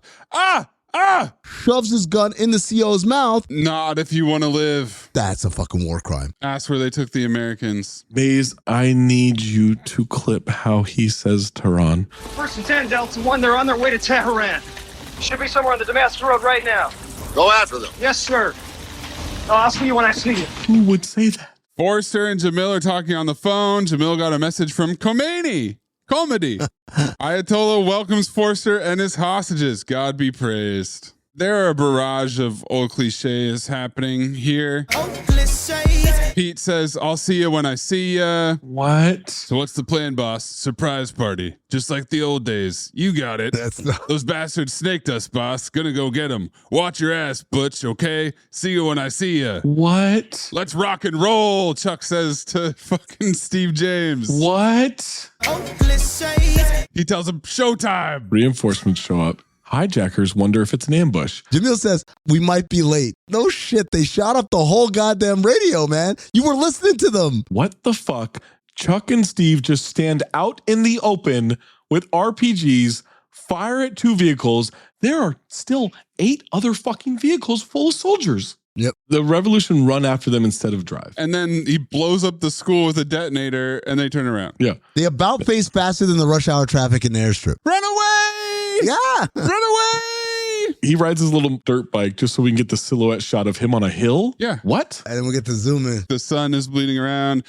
Where are we, though? Oh, I'm so glad you asked. Damascus Road, Lebanon. Oh. Tuesday, July 23rd. What time? Oh, 5:50 a.m. Caravan rolling along with the hostages. Chuck's waiting for them on a bike. He's just chilling. Forster's pissed that they stopped. He's shouting, you stopped because of one man on a motorcycle? Move on! Triumphant music as he shoots fucking rockets from his motorcycle. Well, the rockets get hard first. It's time to update my CT5 vehicles list. I really thought about it. Okay. It's a good vehicle. Number 2. Wow, yeah. Is erect motorcycle. So only during the daytime? It's 5:50 a.m., man. Yeah, you know what? I'm going to get rid of Krampus's sleigh. Yeah. Bus attached to helicopter is out for me. I'm going to move Artemis Gordon's train down. Erect dirt bike is number 2. It's a 1985 custom Suzuki SP600 with missiles. No. And we haven't even gotten to its best feature yet. It's an erect dirt bike. You can call it that. I'm calling it what it is. With IBS. He doesn't even aim the missiles. He's just firing missiles towards hostages. No, he knows where the hostages are. What in the Taken 3 is happening? Zach, that's how you get from 20 seconds to 10 seconds. As soon as he blows up the first car, Forster yells, back to Beirut! Run away! Nobody has a gun to shoot at him. Well, they do. Wait, never mind. 10 soldiers fire at him. He wheelies. He pops a wheelie and that worked. Golden dumpster, lock it in. If his bulletproof Suzuki is wheeling through, then there's no way to hit him. Ah, shit, I can't seem to get a read on him. I can't believe that this movie with these politics is about to be a file. Wow. What does that say about you? And what does it say about this fucking motorcycle? It says that about you. He speeds up to the front. The stuntman with a bad Chuck wig. Oh. Skids to a halt. It's real bad. He makes eye contact with the driver and he shakes his head no. And then he shoots the second rocket. Now, Pete shows up, even though he had a massive head start and knew exactly where they were going. Two Navy guys rush their guards, and Derek Henry truck stick them out of the truck. These guys. Tell the other hostages, they're our guys, Americans, Delta Force. He said it. He said it. That shit ain't secret at all. Pete's crew ride in. They're gunning down terrorists left and right. Chuck climbs on the hostage truck. He gets an elbow to the face. He's dragging his feet on the ground. Then he climbs back up. He's choking the driver. Driver's choking him. They're fighting for the wheel. The Navy guy climbs on top. Need a hand? Chuck, while being choked, grab the wheel. And he tackles the other guy off the truck. He's fighting him in the dirt. Punch combo, then a jump kick. And Pete gets shot by Robert Forster. The first casualty of the day. Yeah, that's how incompetent these terrorists are. The only one that's competent is Saddam Hussein. And he's not even dead. Forster's driver dies. Now he's got to drive himself. Chuck sees him. This is when we get Kevin Dillon in the foreground. Yep. Chuck comes running over to check on him. He sends everybody else to the airport. What about you, Major? I got some business to finish. And Forster is literally at a house 100 yards away behind some dirt mounds. Same note. What, did Abdul just drive to like 100 yards away is my question. The camera doesn't even really have to move that much to focus in on him. No. Tell the colonel not to wait for me. There was a feast in this house, but no one's there? He's watching belly dancing on TV. No one cleaned up? The belly dancing championships are on. We get POV from Forster to show us the house is empty. Oh my God. He sees the Delta Force leaving. He's home free, right? No. It's all good. Chuck's just sitting on his bike out there, going somewhere. TGT. Shtick. Forster grabs his gun. He can hear the bike all around, but he can't see him. Oh my God, it's like Jaws. And Chuck comes crashing through the big window of the house on his bike. He knocks Forster back. Chuck kicks a pistol out of his hand, then backhands Forster. Backhand slapped the shit out of him. He's toying with Forster. He keeps disarming him. He flips him over. He breaks the table. He's punching him repeatedly. Then he's a little cute little spinning roundhouse back kick. Abdul escapes to the car outside, opens the door. Chuck jumps through the fucking window. Crashes through another window. And crunches his arm in the door. To break his fucking arm? For this unbelievable masterclass martial artist, it's the most basic fighting in the world. Oh, yeah. Yes. There's nothing martial arts about this. No. The ADR is insane as these punches sound like a bullet ricochet. He knocks him out and goes inside. Wait, no, he's awake. He's going inside for his bike. He starts riding away. He turns back. He stares at him. He leaves, right? No. 1 Mississippi. 2 Mississippi. Forster's fumbling for a gun. 3 Mississippi. He shoots a missile out of his bike's ass. He farts a fucking grenade into the car, blows it up. Explosion incinerates Forster. Please update my CT5 vehicles. Erect dirt bike with IBS. Actually, change IBS to explosive diarrhea. This is the 4th time I've written in my notes, golden dumpster, lock it in. All the hostages and deltas meet up. Colonel Exposition sees the airplane is guarded. Now they're sneaking through a field to a fence. What type of field? What type of field, Zach? Stuff there you might pick. What kind of crops are they growing? And who do they have lead the way? It's tough to say. It's such a dark scene and everything. And, It is a dark scene. Well, it's not Lee Marvin. It's not Lee Marvin for sure. This is where we have Liam Neeson and McKelty Williamson, a.k.a. Bubba, in the background. Oh, really? Oh, shit. Okay. 12 to 16 guards by the plane, 6 men going in. They're all sleeping. They could not be more obvious sneaking up on these guys. There's no need to be covert if everyone sleeps on the job all the fucking time. They cut through the fence. All the guards are sleeping. Marvin guns them down with a massive silencer on his rifle. That's right. They use wire to choke a guy. They stab a guy. Now Marvin is interrogating a guy. Jaffer's in charge. He's in the plane. It's funny how all these suicide guys are afraid to die all of a sudden. Oh, yeah. They spill the beans immediately. There's only 3 hostages in the cockpit. Jaffer's alone. They tell him to use the password, which is England. Butler. Crumpet. Come from the mountain. Oh. Jaffer walks right out. Marvin, boom, headshot, tumbles down the stairs. They board. Good morning. We're the Delta Force. About time. You got enough fuel? For what? To fly to Israel. Cobra formula. You bet. Need anything else? A clear runway. Ha ha, shtick. They bring in everybody else. Gonna leave all these vehicles behind, I guess. Because who cares? Everybody rushes onto the plane. The injured go in first class. The last couple guys climb up a rope. Pete's ass off. Guess who's not here yet? Chuck. Let's go before all of Beirut shows up, says Marvin. Whatever's left of the bad guys are mobilizing to the plane. Guess who reloaded all their motorcycle missiles? Chuck. No, he just picked up a different motorcycle. He got off of that one, got on one that was unused. That's a nice motorcycle. Okay. This one has bullets too? Yeah. And more butt missiles. And he's aiming, right? Well, I mean, as much as you can with the handlebars. He goes over a huge jump right by the gate. Oh, he cleared the fence? Steve wonders about Chuck. Marvin can't wait for him. He's always late. The theme music's playing. He's always late.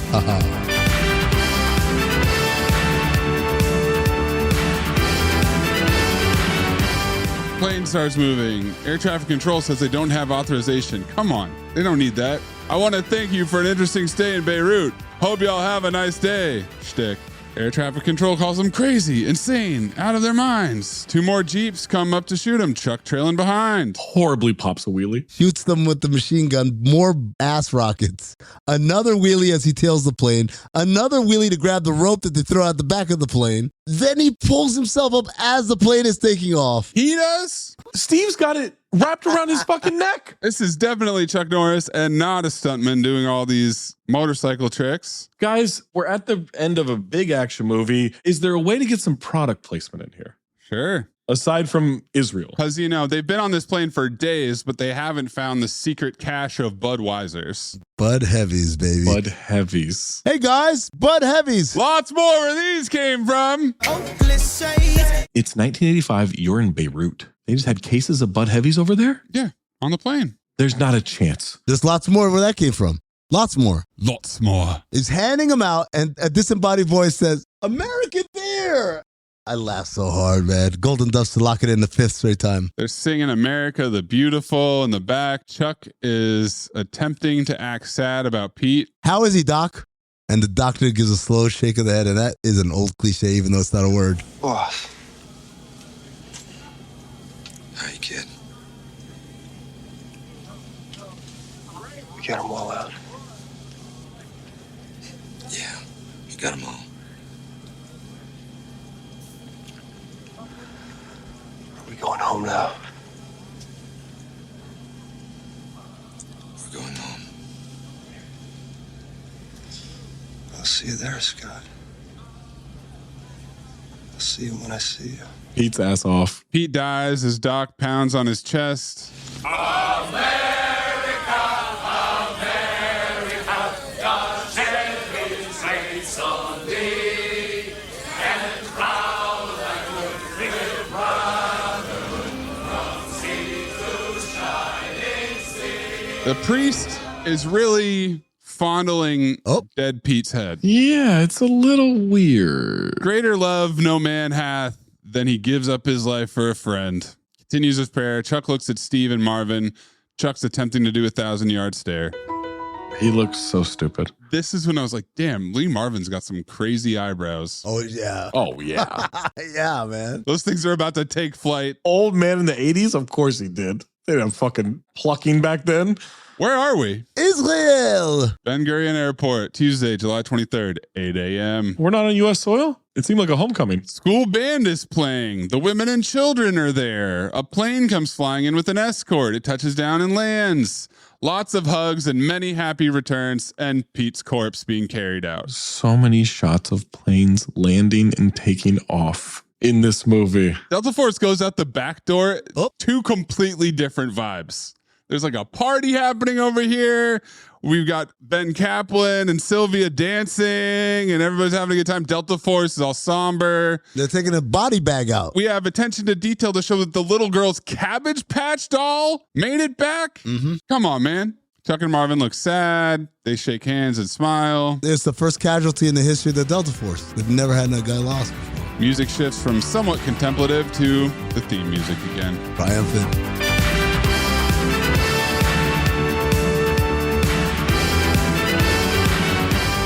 The plane turns around and takes about 7 minutes to take off. Roll credits. Seatbelts fastened. Tray tables in an upright position. Here we go.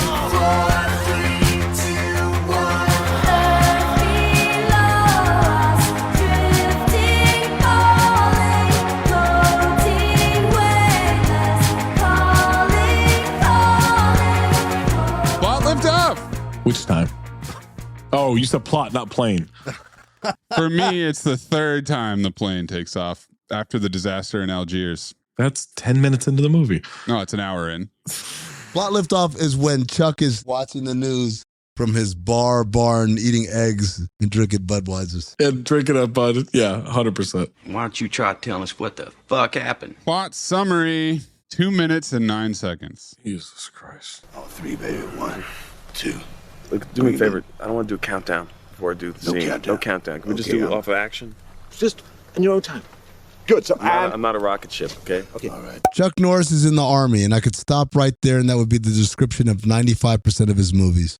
An American airliner gets hijacked by the sweatiest terrorists ever, and so Chuck's Delta Force gets called in to save the day. We are all over the world, almost always between the hours of 1 a.m. and 5 a.m., as these hijackers can't decide on where they want to be. They're in Athens, they're in Beirut, they're in Algeria, they're back in Beirut. Make up your fucking mind already. The hostages are an annoying group, chief among them Father Captain Ed from the Naked Gun series, and these 3 Navy bingos who, if it weren't for them having ideas that said they were Navy, you would have never guessed that they had any sort of crisis training whatsoever. And you're trying to tell me these guys are Navy SEALs. Fuck out of here. Look, I could spend a lot of time talking about the hostages, but the reality is this movie is all about Chuck Norris on a motorcycle firing rockets at a terrorist compound from the front and the back of the motorcycle. That and passing out butt heavies on the flight home, a scene that is indelibly seared into my brain. Budweiser, you created a monster, and they call it Delta Force. Also, there's a lot of licking and sucking of fingers for the purpose of taking off rings for some reason in this movie. What the fuck was that about? Wow. A minute left. Quack Attack is back, Jack! Okay, I'll go.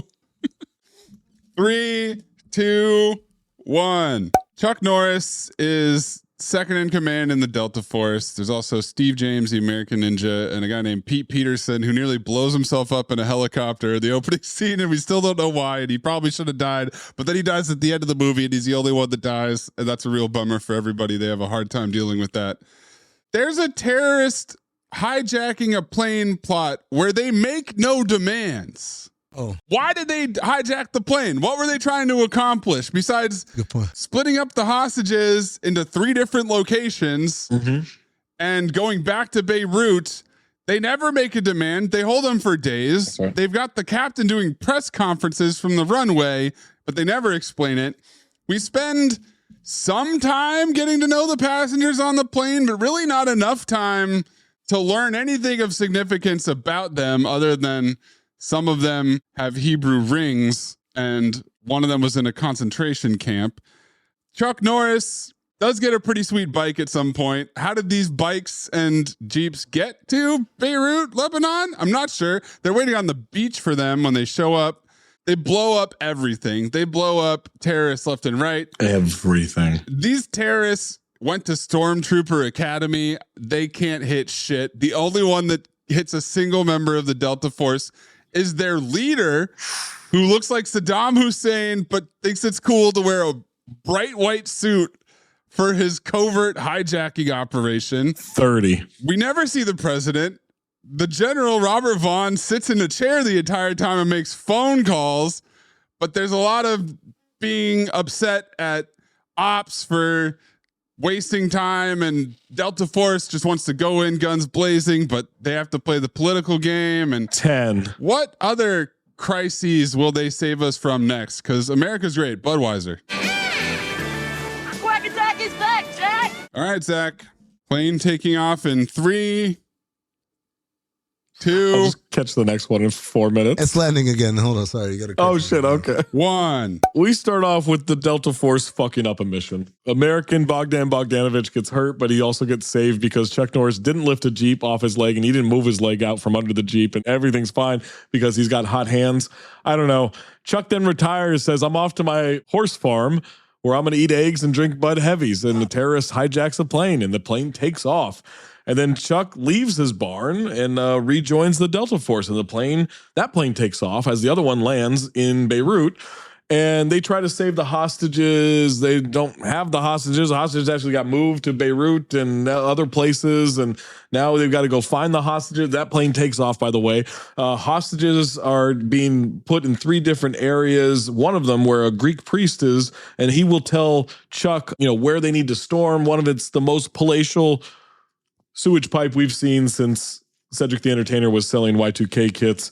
The priest gets caught by the terrorists. Chuck and his buddy Pete, who he saved and has been fine this whole time, drive through Beirut, and they're firing guns and everything. And then they go through trying to find the hostages, and terrorist number 2 tells them, hey, you hate me now. One day I'm going to do 9/11.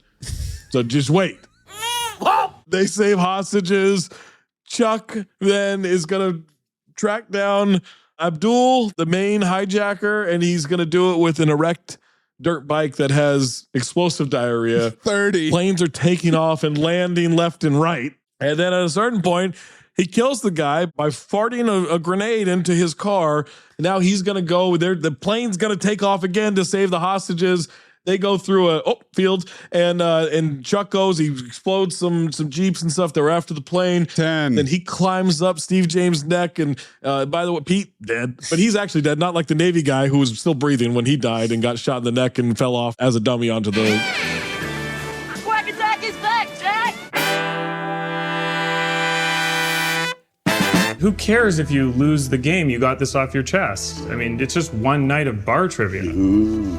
One night of bar trivia is sacrosanct to us. Trivia is sacrosanct. This movie was originally to be produced with the cooperation of Delta Force's real-life founder and original commanding officer, Colonel Charles Beckwith. The producers wanted to tell the story of Operation Eagle Claw, the failed attempt to rescue the American hostages from Iran in 1979, but they wanted to change the story so that Delta Force completed their mission successfully. Colonel Beckwith left the project in disgust. He didn't like the movie, I take it? I got this one that's been burning a hole in my pocket for about a week now. And this is from Kim Delaney. The nun. The quote says, Delaney's resume is spotted with ridiculous roles that range from a nun in the Chuck Norris action movie, The Delta Force, to possessed nymphomaniac in the softcore horror film, Temptress. Quote, there's a lot of things I did to pay the mortgage, Delaney says resignedly. I just thought that was the most amazing piece of trivia. Money ears. Have to. Based on the real-life hijacking of TWA Flight 847 on June 14th, 1985. In response to the hijacking, Norris said the U.S. is becoming a, quote, paper tiger in the Middle East. Oh boy. Quote, what we're facing here is the fact that our passive approach to terrorism is going to instigate much more terrorism throughout the world, he said, adding, quote, I would have sent the Delta Force immediately. Quote, I've been all over the world and seeing the devastation that terrorism has done in Europe and the Middle East. I know eventually it's going to come here, added Norris. Quote, it's just a matter of time. They're doing all this devastation in Europe now, and the next stepping stone is America and Canada. Being a free country with the freedom of movement that we have, it's an open door policy for terrorism. It's like Gaddafi said a few weeks ago, if Reagan doesn't back off, I'm going to release my killer squads in America. And there's no doubt in my mind that he has them. Hope? Jesus Christ. Zach, did you like Major McCoy? Can you imagine if it was played by Charles Bronson? Better. Posters with him and Chuck Norris were made before the production started. Well, McCoy is Chuck. Oh. Bronson was supposed to play Nick Alexander. Lee Marvin said the film, quote, shows the American audience a larger view of terrorism than they're used to seeing on the small screen and the news. There you see a plane at the end of a runway. But what's it like to be on a plane as the facilities deteriorate? It's bad enough on a 7-hour flight. Imagine what the bathrooms are like after 3 or 4 days. Now, you might be wondering why Lee Marvin was so fixated on the toilets. This is because this was the final film before his death on August 29th, 1987 at the age of 63. Yeah. And he was ill with abdominal pains and an inflamed colon during filming. Jesus. Which means, Zach, that motorcycle, based on real life. That's right. Filming in the airplane was not pleasant for the actors and actresses as temperatures in Israel reached over 100 degrees Fahrenheit. Shelley Winters and Menahem Golan had several arguments over this. At one point she said, I can't do this, I'll die. And he replied, do it and then die. Jesus. So Amin said temperatures in Israel, that's interesting because turns out the entire film was shot in, you guessed it, Israel. Yep. And with the exception of Robert Forster, the Lebanese terrorists were all portrayed by Israeli actors. Pretty much. Wow. Alan Silvestri's film score was done entirely without an orchestra. Although producer Menahem Golan proudly proclaimed the score was intended to showcase what a synthesizer can do in the hands of a good composer, in the years since, Silvestri said he was only given $15,000 to compose and record the score. So it was the only way to get it done, as hiring a professional orchestra and recording studio was out of the question on that budget. Budgetary issues. Budget ears.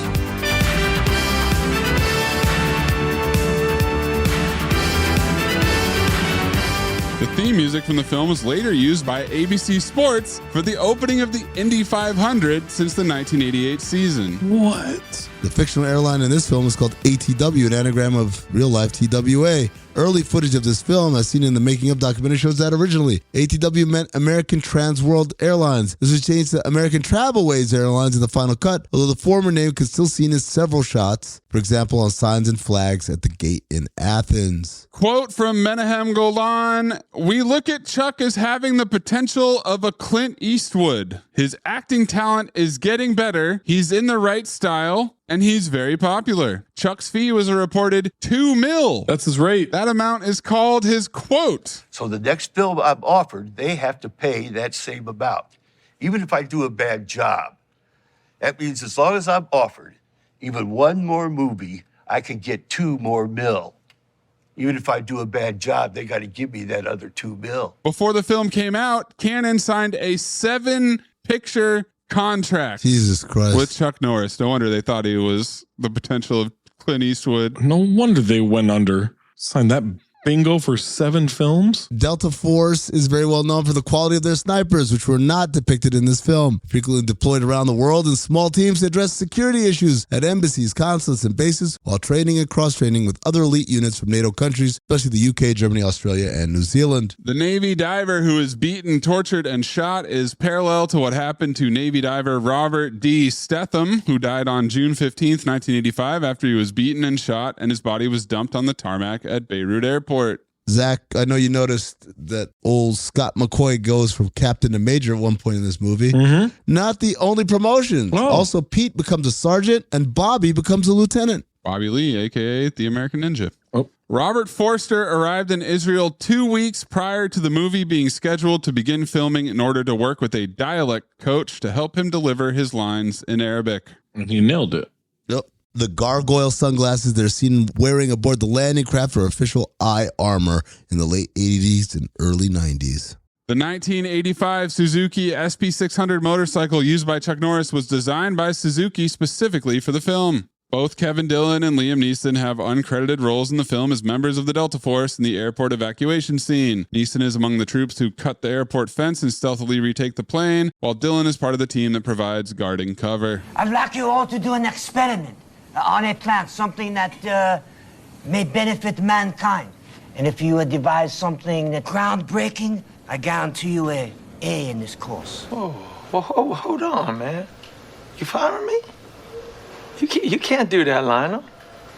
Look, man, if you don't want me to have a foreman job, I understand, but I need my fucking job, man. Louis Pinnock Accent Award, Robert Forster, Arabic.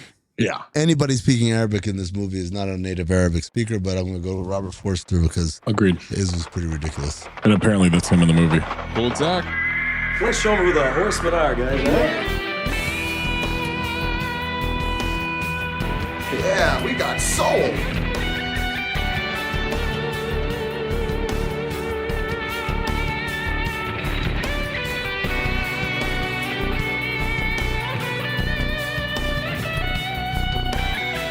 Five Horsemen.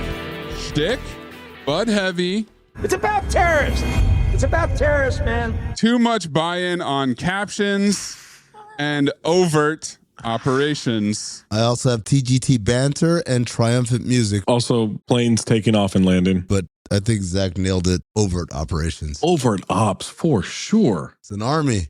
And they're on the news an hour after fucking up. And by the way, it's an army known for snipers. Well, they didn't bring those guys. Shtick made a run, though. It did. Shtick made a massive run. Yeah. You know what? If you had framed it as Catskills Jewish comedian. I might have voted for that. Of course you would have. Might have. Stunning. I wonder what would have made you vote for that. Yeah. Not shtick. Take my wife, please. Breathe in through nose, out the mouth. Ass on, ass off. Teddy Rex, Moosey Teddy Rex. Teddy Rex, Moosey Teddy Rex. Ass on. Fuck it, ass off. Ass on. Fuck it, ass off. Michael Bean Memorial Ass On Award. He got promoted to major. It's Chuck Norris as Scott McCoy. I will say the Navy guys were pretty bad. The Navy guy who's breathing while dead. Oh. All three of them were terrible. We know how much you hate that. Why would anyone like that? You're supposed to be that. Hold your fucking breath. SVU wasn't on air yet. They didn't know how to do dead bodies. Oh, we know how much you hate that. It's Chuck Norris, though. Yeah, it's absolutely Chuck Norris. Us did the dying. What he say? Us the dying. Thems did the planning and us the dying. Fucking idiot. Check this out. $1,100 is exactly what I charge for acting classes. No, it isn't. Yeah. Well, what are the chits? Universe? You've done it again. Carl Weathers Memorial Ass Off Award. Tough. Steve James is Bobby Lee. Yes. Robert Forster is Abdul Rafai. Yes. Who else you got? Ingrid. And Bilo Jr. Mustafa. No. What? You will do it. Sorry, you wanted the guy who tried to diddle a child. Got it. Well, he just chatted her up. He didn't actually do anything. Oh, he just chatted her up? You want to request a supercharge on that one? I know. What about George Kennedy as Father Shtick O'Malley? Captain Ed? No way. Not when he was given the last rites. What about Joey Bishop when he kissed Steve James on both cheeks? Or talked about how Beirut used to be like Las Vegas. That's when he lost me. For me, it's either Forster, because I didn't know it was him, or Ingrid. But I think it's Ingrid. I don't feel like it should be Forster because you didn't know it was him. But her reaction when she sees the internment camp tattoo. Oh, no, dude. Her listening to the guy get beat up as she's doing this. Yeah. Her getting slapped by fucking Mustafa. Yeah, that's Ingrid, man. The Force, yeah, it's Ingrid. She's great. I can't. I'm German. Anna Shagula. You're good at keeping secrets? Absolutely. Because I've got a present for you. Secret present outside by the dumpster. Is it a baseball mitt? It fits you like a baseball mitt, like a glove. I hope. Golden Dumpster nominees. I know there's a lot, but I locked mine in as soon as I saw it. It's Chuck Norris eating eggs and drinking a Bud Heavy at 2:42 a.m. So wait a sec. What was he up doing? I don't know, Amin. He's been retired for 5 years, apparently. Well, what do you mean? He was up eating eggs and drinking a Bud Heavy. He found out because the news was on and he heard the news. That's a weird late night dinner. That's a really weird early morning breakfast. You don't know what his hours are. I don't. How about the location? You're going to do it in the stables? Thems do the planning, Zach. And us the Bud Heavying. Well, he's got his napkin dispenser. He's ready to clean up. And his room temp fucking Budweisers. I needed one more scene of exposition of him at his old stable to understand what the fuck was going on. Let's see. I've got the PA voice at the airport. Flight attendant hysterically saying, "What are you doing? What are you doing? What are you doing?" And then getting knocked out immediately. The terrorists say, "Flight to Beirut." Our guy Lee Marvin hitting on the bartender at 2:20 in the morning at Fort Bragg. That I get. That makes a little more sense. Old girl said, "I'll sit in his lap" when they were running out of seats. And then now I've got a real problem. I got a real problem. With pussy? Is it the cars on the runway? The ASMR of dude getting his ass whooped? Is it Beirut, center of town, terrorist headquarters? Is it Chuck Norris's inconspicuous outfit at the airport? Is it the mattress man? Or is it the ass grenades? Shit.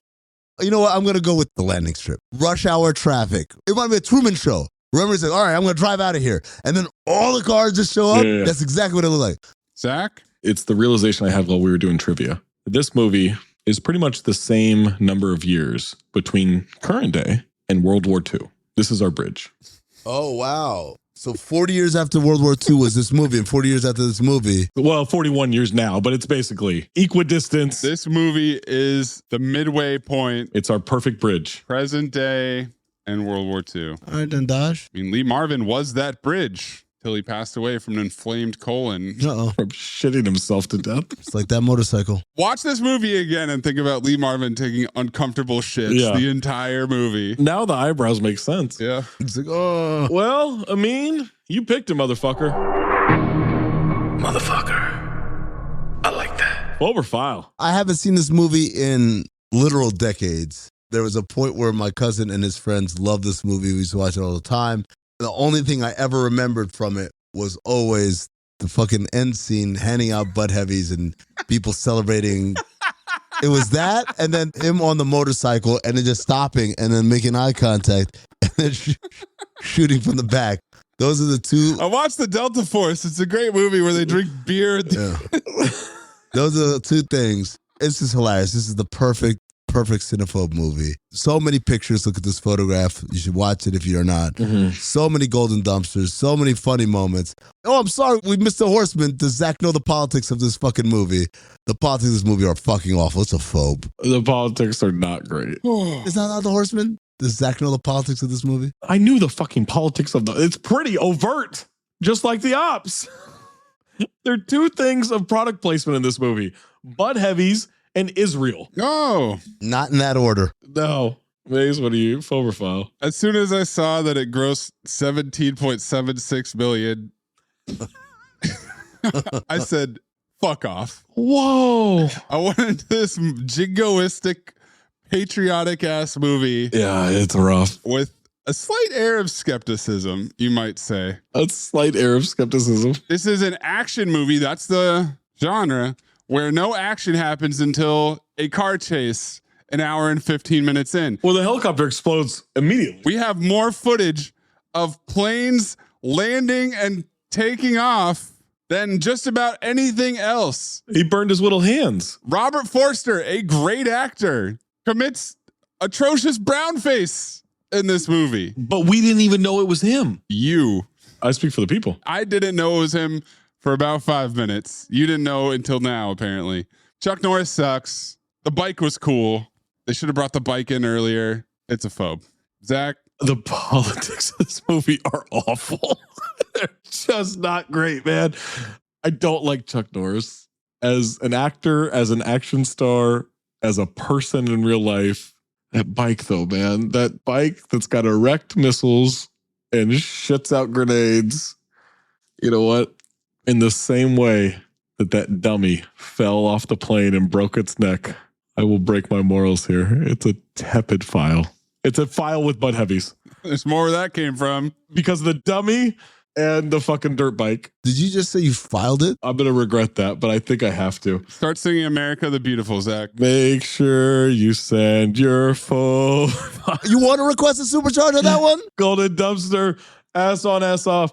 I'm fully aware how bad the politics of this movie are. I don't know you are. The propaganda is horrendous. It's such a dumb fucking movie, but that fucking motorcycle is erect. You don't even need to aim it. Liam Neeson is in it, so Zach's got to keep that record going. Good point as well. Your 5 horses, your loose pinnock, your plot liftoff. Which plane you like the best? Taking off and landing. The same plane. At Tacos, at Darth Amin, at Cornpuzzle, at Cinephobe Pod. What time of day you eat your eggs? At Captain Ticks. Oh yeah, the fucking barn kitchen. Yeah, it's a file. Or drop it in the Discord by being a Patreon member, patreon.com/countthedings. Next time we make love, you introduce me to Jade.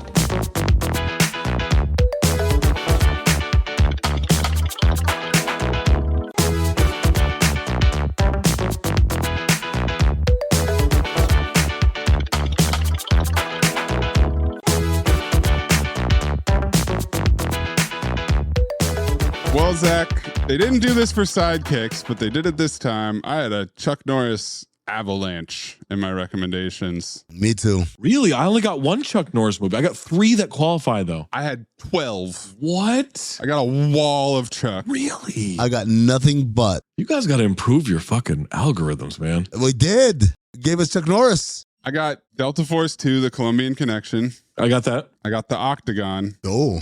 And I got Firewalker. Oh. Firewalker sounds crazy. I don't know what either of those are. Sell me on those. Firewalker is an Indiana Jones ripoff with Chuck and Louis Gossett Jr. Oh my God, the poster. Holy shit, Zach. Two down on their luck treasure hunters team up with a psychic with a map to a legendary Aztec treasure guarded by the sinister Firewalker. I got Young Guns too. Bring back Emilio as Billy the Kid. Mm-hmm. And then, do you remember when we did Rambo First Blood Part 2? Yes. And we lamented that Rambo 3 did not qualify. Yes. Well, I got Rambo 3. And as of January 14th, Richard Friedman of the Newark Star Ledger gave it a negative review to drop it down to 39% for the critics. I don't think I can pass up this opportunity. I want to do Young Guns 2 so badly. I was like, oh, set. Second thing that came up, absolutely. Let me just look, see if Rambo 3 qualifies now. It does. We're doing Rambo 3.